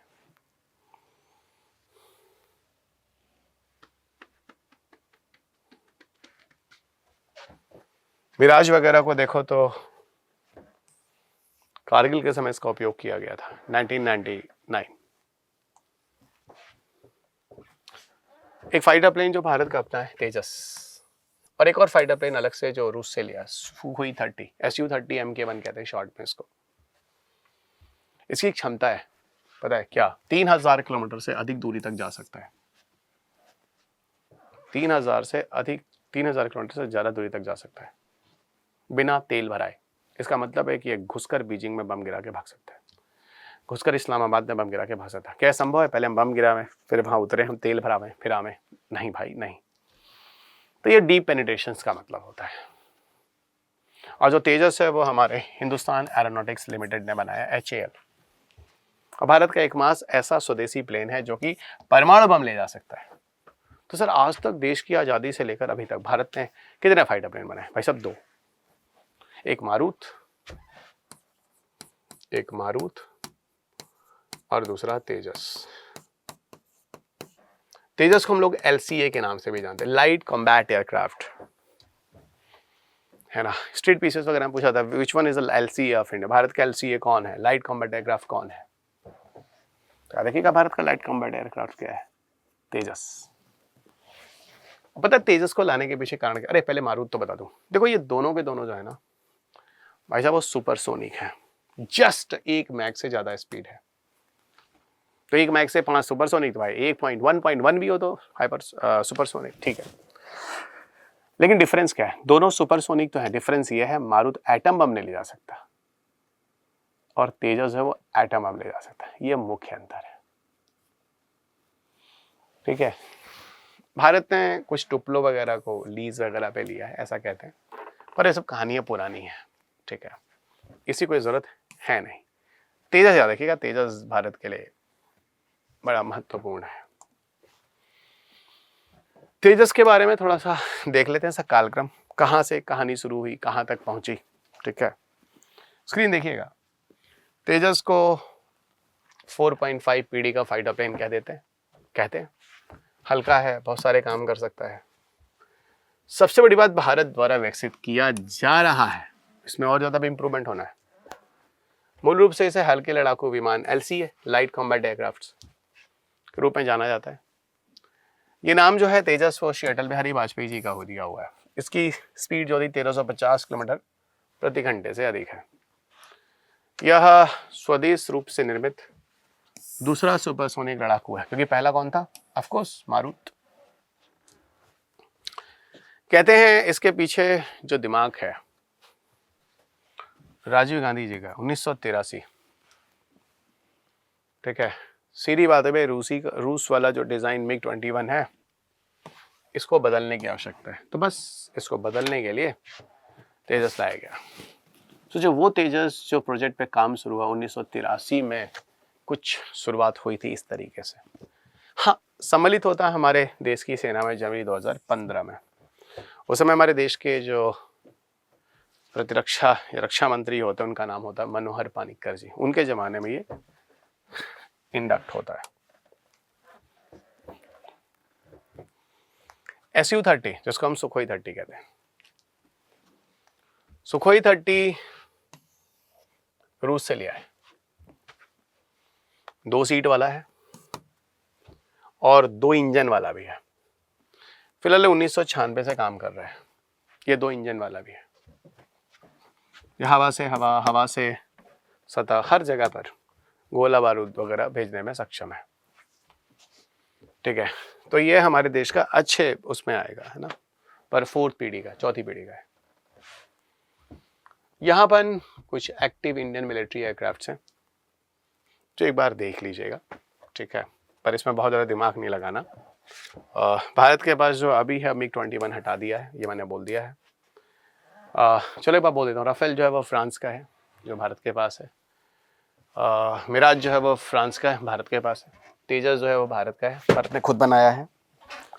अगला है MiG-21 को हटा ही दिया। MiG-29 अभी है जो सोवियत संघ या रूस से लिया है। जगुआर यूनाइटेड किंगडम, Su-30 रूस। ये हमारे देश के पास फाइटर प्लेन्स हैं जिसकी लिस्ट आप स्क्रीन पे देख रहे हैं। थोड़ा भारतीय वायुसेना के परिवहन एयरक्राफ्ट्स, ठीक है, चीज़ों को ले आना ले जाने के लिए हम प्रयोग में लाते हैं। परिवहन एयरक्राफ्ट मतलब मान लो टर्की में अर्थक्वेक आया, भोजन ले गए, रसद दवाई ववाई ले गए। मान लो प्रधानमंत्री को जाना है, प्रधानमंत्री जी को जाना है, तो ये सब एयरक्राफ्ट इंडियन एयरफोर्स ही मैनेज करता है। IAF के बेड़े में, अब जैसे UN ने कहा 400 सैनिक चाहिए भारत तुम्हारे, तो ये सब जाएंगे, पहुंचाएंगे उन लोगों को सैनिक वैनिक। IAF के बेड़े में बहुत सारे मुख्य परिवहन एयरक्राफ्ट्स हैं जो स्क्रीन पे दिख रहा है। C-17 Globemaster 3, Ilyushin IL-76, Airbus A400, M Atlas, ये सब हैं अलग अलग, ठीक है। सामरिक airlifter C-130J super Hercules, Antonov AN, Dornier 228, Embraer C, ध्यान देना। लास्ट ईयर मतलब 2025 में ये प्रश्न आया हुआ है। ग्लोब मास्टर आपके पेपर में था। बड़ा लंबी दूरी का एयरक्राफ्ट जो रणनीतिक एयरलिफ्ट के लिए उपयोग किया जाता है, जो भारी उपकरणों बड़े कार्मिकों का परिवहन करने में सक्षम है कि नहीं। अब जैसे मान लो यूक्रेन से इंडिया में लोगों को लाना है, ठीक है, या ईरान से इंडिया में लाना है, लाखों लाखों लोग फंसे हैं, यूज़ कर, बड़े कार्मिकों का परिवहन करने में सक्षम है, ज़्यादा लोगों को एक साथ ला सकता है उठा के, जरूरी है। अब IL-76 है, एक भारी परिवहन एयरक्राफ्ट जो रणनीतिक एयरलिफ्ट अभियानों में सक्षम है। IL-76 भी आया है, समझेगा भाई साहब। ये सब एक बार इसको देखना होता है। पर ये जो क्वेश्चन ने पूछा था गंदा पूछा था, यूपीएससी 2025 में जो प्रश्न पूछा गया बहुत गंदा था ये। आई कुड नॉट एक्सपेक्ट, मतलब मैं कभी ऐसे एक्सपेक्ट नहीं करता था। 23-24 साल से मुझे पढ़ाते हुए हो गए, पहली बार मैं देखा कुछ इस तरह के प्रश्न दिए जा रहे हैं। तब मुझे पसंद है या नहीं पसंद से क्या फ़र्क पड़ता है, उन्होंने दिया था, बस कहानी ख़त्म, ठीक है। तो ये मैंने एक बार इस PDF को दे रखा, आप देख लीजिएगा इसको। आप मेरे टेलीग्राम से भी सब डाउनलोड कर सकते हैं, है ना। Doctor Ravi P Agrawal official जो टेलीग्राम चैनल है, मैंने आपको पहले भी बताया है, सारी PDF मैं वहाँ पर डालता हूँ। मेरी क्लास के जितने भी नोट्स होते हैं सब वहाँ पे मौजूद होते हैं। इसके अलावा कुछ अन्य परिवहन एयरक्राफ्ट वगैरह भी हैं, HL ध्रुव, इलूसिन, IL-78, बोइंग 737, बड़ा इंटरेस्टिंग है, बिजनेस जेट है ये। सबसे नीचे देखो VIP परिवहन के लिए हमारे प्रधानमंत्री, हमारे राष्ट्रपति भाई, ये सब लोग ये सब यूज़ करते हैं। हाईफाई है, ठीक है, क्या नहीं होता इसमें। भारत के हेलीकॉप्टर्स, देखो हेलीकॉप्टर्स की एक लिस्ट दी है, क्वेश्चन 2011 से लेके आज तक एक भी नहीं आया है, ये मैं क्लियर कर दूं। तो इसको मैं सिर्फ बच्चों को देता हूँ, कहता हूँ भाई पढ़ लेना, ये सारे के सारे हैं, ठीक है। L8, H4, 54, 64, चिनूक, प्रचंड, ध्रुव, रुद्र, लाइट, हेलिका, है ना, ये सब अलग अलग। उसी तरह आपके पास वायुसेना का अलग है, आर्मी का अलग है, नेवी का अलग है, ठीक है, तीनों अलग है। पर फिर मैं कह रहा हूँ क्वेश्चन नहीं आ रहे, आज तक नहीं आया 2011 से लेकर आपके पास, इसीलिए मैंने कहा ना किताब है या प्रश्न पत्र देखो। रासायनिक हथियार और जैविक हथियार पे बात करें। देखो भाई 1992 में भारत ये जो रासायनिक हथियार कन्वेंशन है, केमिकल वेपन कन्वेंशन, इस पे हस्ताक्षर करता है और कहते हैं कि भाई हमने अपने सारे रासायनिक हथियार बंद कर दिए हैं, समाप्त कर दिए हैं, डिस्ट्रॉय कर दिए हैं। तो भारत वह राष्ट्र है जो भविष्य में कभी भी रासायनिक हथियारों का प्रयोग नहीं करेगा। अब कुछ लोग पूछेंगे सर रासायनिक हथियार क्या होता है। अब यही मान लो मिथाइल आइसोसाइनाइड है, मान लो मिथाइल आइसोसाइनाइड है। अब मिथाइल आइसोसाइनाइड क्या होता है, अरे भाई जो भोपाल गैस TSD में लीक हुआ था, अब जो गैस लीक हुआ था, समझिएगा, क्या उस गैस को हम लेकर और किसी अन्य राष्ट्र पर लीक कराएं क्या? नहीं भाई, ये गलत बात है ना, वही बात मैं आपसे कह रहा हूँ, नहीं ये गलत बात है, समझिएगा, वही लॉजिक मैं आपसे कह रहा हूँ।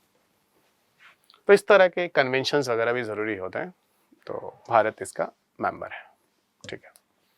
बायोलॉजिकल वेपन कन्वेंशन, भारत भी इसका मेंबर है। भारत किसी भी तरह का कोई जैविक हथियार, कोरोना वायरस, इस तरह की चीज़ें, एंथ्रैक्स अपने लैब में बना कर किसी अन्य शत्रु राष्ट्र पर कभी उपयोग नहीं करेगा। ये कुछ हथियार हैं जो आपको जानने चाहिए, ठीक है। तो भारत इसका भी मेंबर है, भारत इसका भी मेंबर है। तो ये कुछ चीज़ें भी डिफेंस में आती हैं, तो मैं अमूमन में बता देता हूँ। ये थोड़ा मिसलिनियस चीज़ें और आपको जाननी चाहिए, जिसको हम कहते हैं OPCW,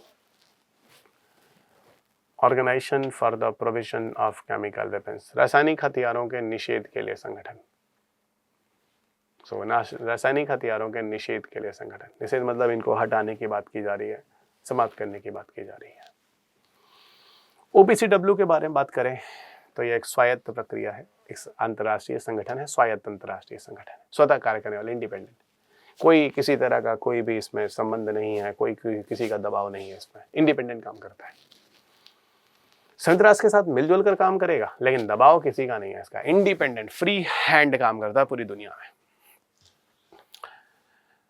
इसको 2013 का नोबेल पुरस्कार भी दिया गया है, शांति का पुरस्कार दिया गया इसे, ठीक है। सबसे बड़ी बात, एक बात और बता दूं कि अगर कोई राष्ट्र किसी को ऐसा लगता है कि मेरे ऊपर कोई रासायनिक हथियार गिरा सकता है, कोई रासायनिक हथियार गिराएगा, तो भाई साहब ये पहले ही क्या करता है कि उसको सुरक्षित कर देता है, टेंशन ना लो, मैं हूं ना, नए हथियारों का निर्माण ना हो, कोई कंट्री किसी दूसरी कंट्री को दे ना रहा हो, ठीक है। सारी चीज़ों का जो ध्यान है वो इसका है, मतलब सारी चीज़ों पे ध्यान रखता है, ठीक है। तो इस तरीके से रसायन विज्ञान वगैरह का मिसयूज़ ना हो, शांति के लिए हो, ना कि बम गिराने के लिए, कुछ ऐसी प्रक्रियाओं के लिए, ठीक है। तो आप समझ रहे हैं मैं यहाँ पे कहना क्या चाह रहा हूँ, ठीक है। आगे बढ़ते हैं। भारतीय सेना के उपयोग के लिए बहुत सारे टैंक वगैरह हैं, तो एक टैंक पे भी बात कर लेते हैं, क्या क्या चीज़ें हैं टैंक में लेकर। तो भारतीय सेना ने उपयोग के लिए उपयोग करे टैंकों में निम्नलिखित हैं। जैसे एक है AMX-13। AMX-13 हमारे पास सबसे पहला टैंक माना जाता है, जो हमने फ्रांस से लिया था, ठीक है। याद है कि 1965 में जब भारत पाकिस्तान युद्ध हुआ था, हमने इसका उपयोग भी किया था। लेकिन उस जमाने में जो पाकिस्तान के पास जो M48 पैटर्न टैंक था वो भारत से बेहतर था, तो भारत ने बाद में इस टैंक को हटाया था। बार बार तो हम लोग जीत ही गए थे, लेकिन बाद में हमने इसको हटाया था। और भारत ने एक अपना टैंक बनाया, पहला, देश का पहला टैंक, जो अब यूज में नहीं है, उसका नाम है विजयंता। यह भारत में निर्मित मुख्य युद्ध टैंक था, किसी जमाने में बनाया गया। यह भारतीय सेना का पहला स्वदेशी टैंक था। 1965 से 2008 तक के बीच इसने कार्य किया। और इसको जो हटाया गया है वो रूस का एक टैंक है, T-72M1 द्वारा प्रतिस्थापित किया गया। जो भी नाम आपको टी से शुरू हो टैंक में, तो तुरंत समझ जाएगा जो टी से शुरू होगा, ठीक है, ठीक है। जो भी टी से शुरू होगा, क्लियर एवरीवन, ध्यान रखिएगा, जो भी टी से शुरू होगा, जितने भी टैंक होंगे, ठीक है, ये सारे के सारे जो टैंक हैं, ये रशिया के टैंक हैं, रूस से हमने लिया है T-72, ठीक है।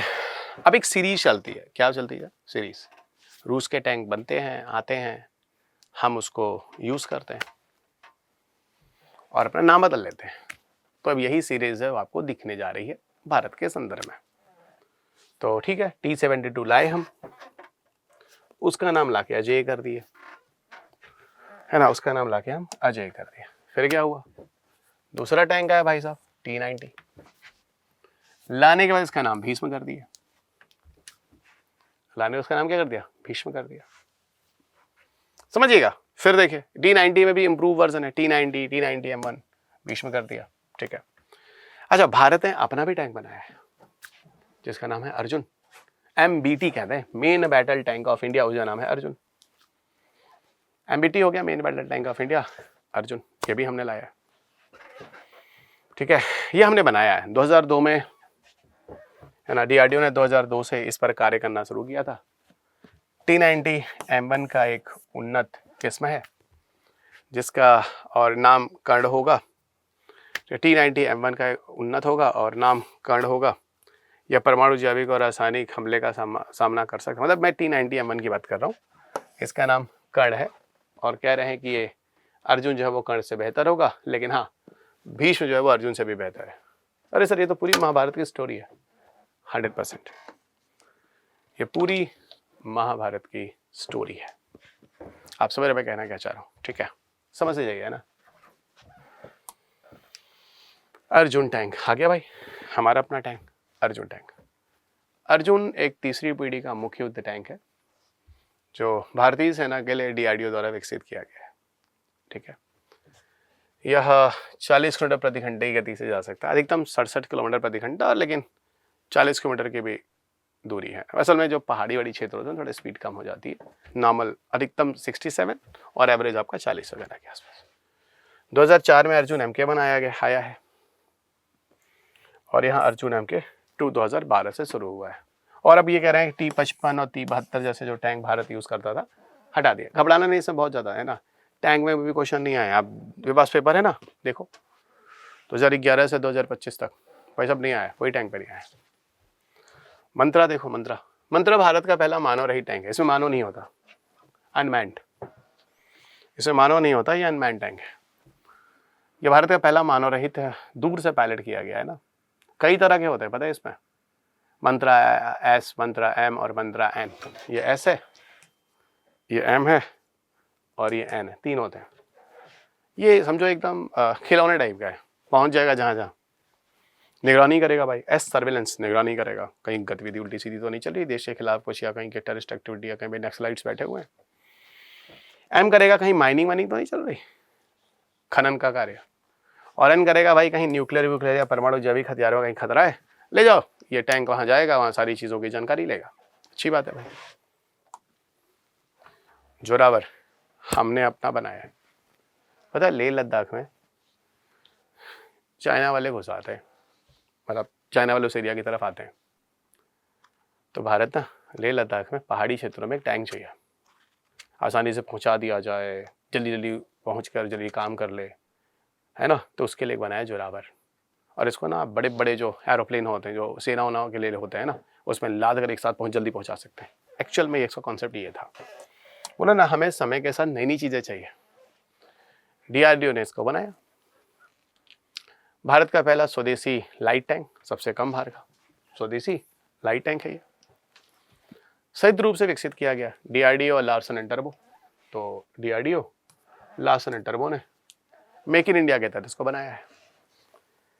जोरावर जो है इसकी जरूरत थी पूर्वी लद्दाख में चीन के साथ 2020 स्टैंड अप के बाद सेना ने उच्च ऊंचाई और कठिन इलाकों में संचालित होने में सक्षम हल्के टैंक की आवश्यकता थी, उसको पहचाना, बनाया।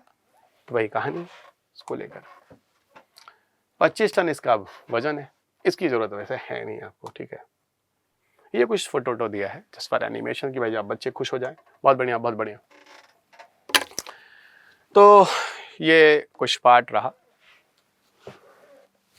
जो मैंने आपको यहाँ कराया है, और मुझे ही लगता है कि आप में से किसी को भी दिक्कत होनी चाहिए। बहुत ही सिंपल भाषा में, बहुत ही आसान भाषा में आपको मैंने करा दिया है, ठीक है। अब आपसे सिर्फ एक ही गुजारिश है कि भाई प्रश्न पत्र लीजिए, प्रश्न पत्र लगाइए। कोशिश है कि वीडियो 2-2.5 घंटे का ही रहे, तो इस वाले पार्ट को मैं अगले बार में इसको कवर करूंगा। सुन रहे हो भाई सब लोग? सुनो सुनो, सुनो। तो तुम लोग को तो बड़ा मजा आया ना, चाय पी लो, मैगी खा लो, है ना, साथ साथ। हम लोग अगर एक सिप भी ले तो आवाज सबको जाती है, लेकिन थोड़ा था भाई, हेडेक था थोड़ा, है ना, तो थोड़ा हेडेक था, तो थोड़ा सा ब्लैक कॉफी। अब सर ये ब्लैक कॉफी आप क्यों पीते हैं? सुनो भाई सुनो, हर जगह काम किया। बेटा ब्लैक कॉफी में कुछ ऐसे रसायन होते हैं, है ना, तो वो क्या करते हैं कि आपके लीवर को डिटॉक्सिफाई करते हैं। तो मतलब लीवर में जो जहर इकट्ठा होता है ना, बाहर का कूड़ा कचरा खा के, हम लोग तो फिलहाल बहुत कम ही खाते हैं, कोशिश करते हैं ना ही खाएं तो अच्छा है, लेकिन वही चीज़ हो गई कि ना ही खाएं। लेकिन फिर भी कहीं थोड़ा बहुत कूड़ा कचरा है भी, तो उसको यूरिन के रास्ते बाहर कर देता है। सैकड़ों बीमारियां आपने देखी, इसमें लीवर लीवर लीवर लीवर भाई साहब उल्टा सीधा होता है, ठीक है। आजकल लीवर भाई कलेजा कलेजा कलेजा कलेजा, ठीक है। तो साफ रखिए, ब्लैक कॉफी पीते रहिए। अब लोग समझ में आ रहा है, सर तो बड़ी अच्छी चीज़ आप बता रहे हैं। बिल्कुल अच्छी चीज़ बता रहा हूँ भाई, मेरे बच्चे हैं, नया भारत है ना, 2047 का भारत है, सॉरी विकसित भारत है, विकसित भारत देश को देख रहा होगा, ठीक है। तो भाई साहब इसको तो बताना ही पड़ेगा सब चीज़ें। तो उम्मीद ये कर सकता हूँ कि मैंने जो आपको चीज़ें पढ़ाई हैं समझ में आई होंगी। थोड़ा स्लो था दोस्त, लेकिन था, पढ़ना था। कर आप कुछ नहीं सकते थे, ठीक है। तो इसको ऐसे ही धीरे धीरे धीरे धीरे कर डालिएगा। और अभी रुकिएगा, डिफेंस में कुछ ऐसे क्वेश्चन जो आपको नहीं बनेंगे, जैसे ड्रोन्स वाले 2 क्वेश्चन आपको मिलेंगे, जैसे रडार पे एक प्रश्न बनेगा, जैसे एक मित्र शक्ति करके एक आर्मी का एक्सरसाइज है, वो नहीं बनेगा, समझिएगा। कुछ क्वेश्चन भी नहीं बनेंगे, है ना अभी ये एक पार्ट, और ये बस होना भी खत्म हो गए, अभी इसमें है। तो चलिए, अगर आपको कोई दिक्कत है, कुछ है, तो पहले तो आप मेरा नंबर भी ले लीजिए, ठीक है। जितने लोग अभी, हाँ सुनो भाई, नोट करो सब लोग करो, है ना, ले लो नंबर, ले लो। कोई डाउट है, दिक्कत है, तो भाई नंबर कर लेना। बहुत अर्जेंट है तो व्हाट्सएप, लेकिन एक मिनट कॉल मत करना, व्हाट्सएप करना। भूल गया तो दोबारा फिर से जेंटल रिमाइंडर डाल देना, sir please I gentle reminder sir. हाँ तो मैं कर लूँगा, काम की चीज़ होगी, मैं खुद बैक करूँगा। ले लो चलो, 9911 9911 809 808 9911 809 808। अर्जेंट है तो भाई आप डाल देना, देख लेंगे, जरूरत होगी तो आपसे बात कर लेंगे। भाई आप हैं तभी हम हैं। हाँ सर बिल्कुल, हम हैं तो आप हैं।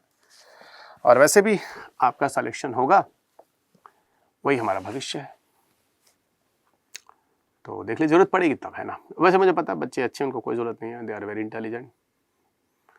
चलिए, सो थैंक यू एवरीवन, और अगले क्लास में आपके साथ फिर मुलाकात होगी। अपना ख्याल रखिए, स्वस्थ रहिए, खुश रहिए, मस्त रहिए, खूब मुस्कुराते रहिए, खूब पढ़ते भी रहिए ना, खूब पढ़ते भी रहिए। चलो भाई, बाय बाय, बाय बाय।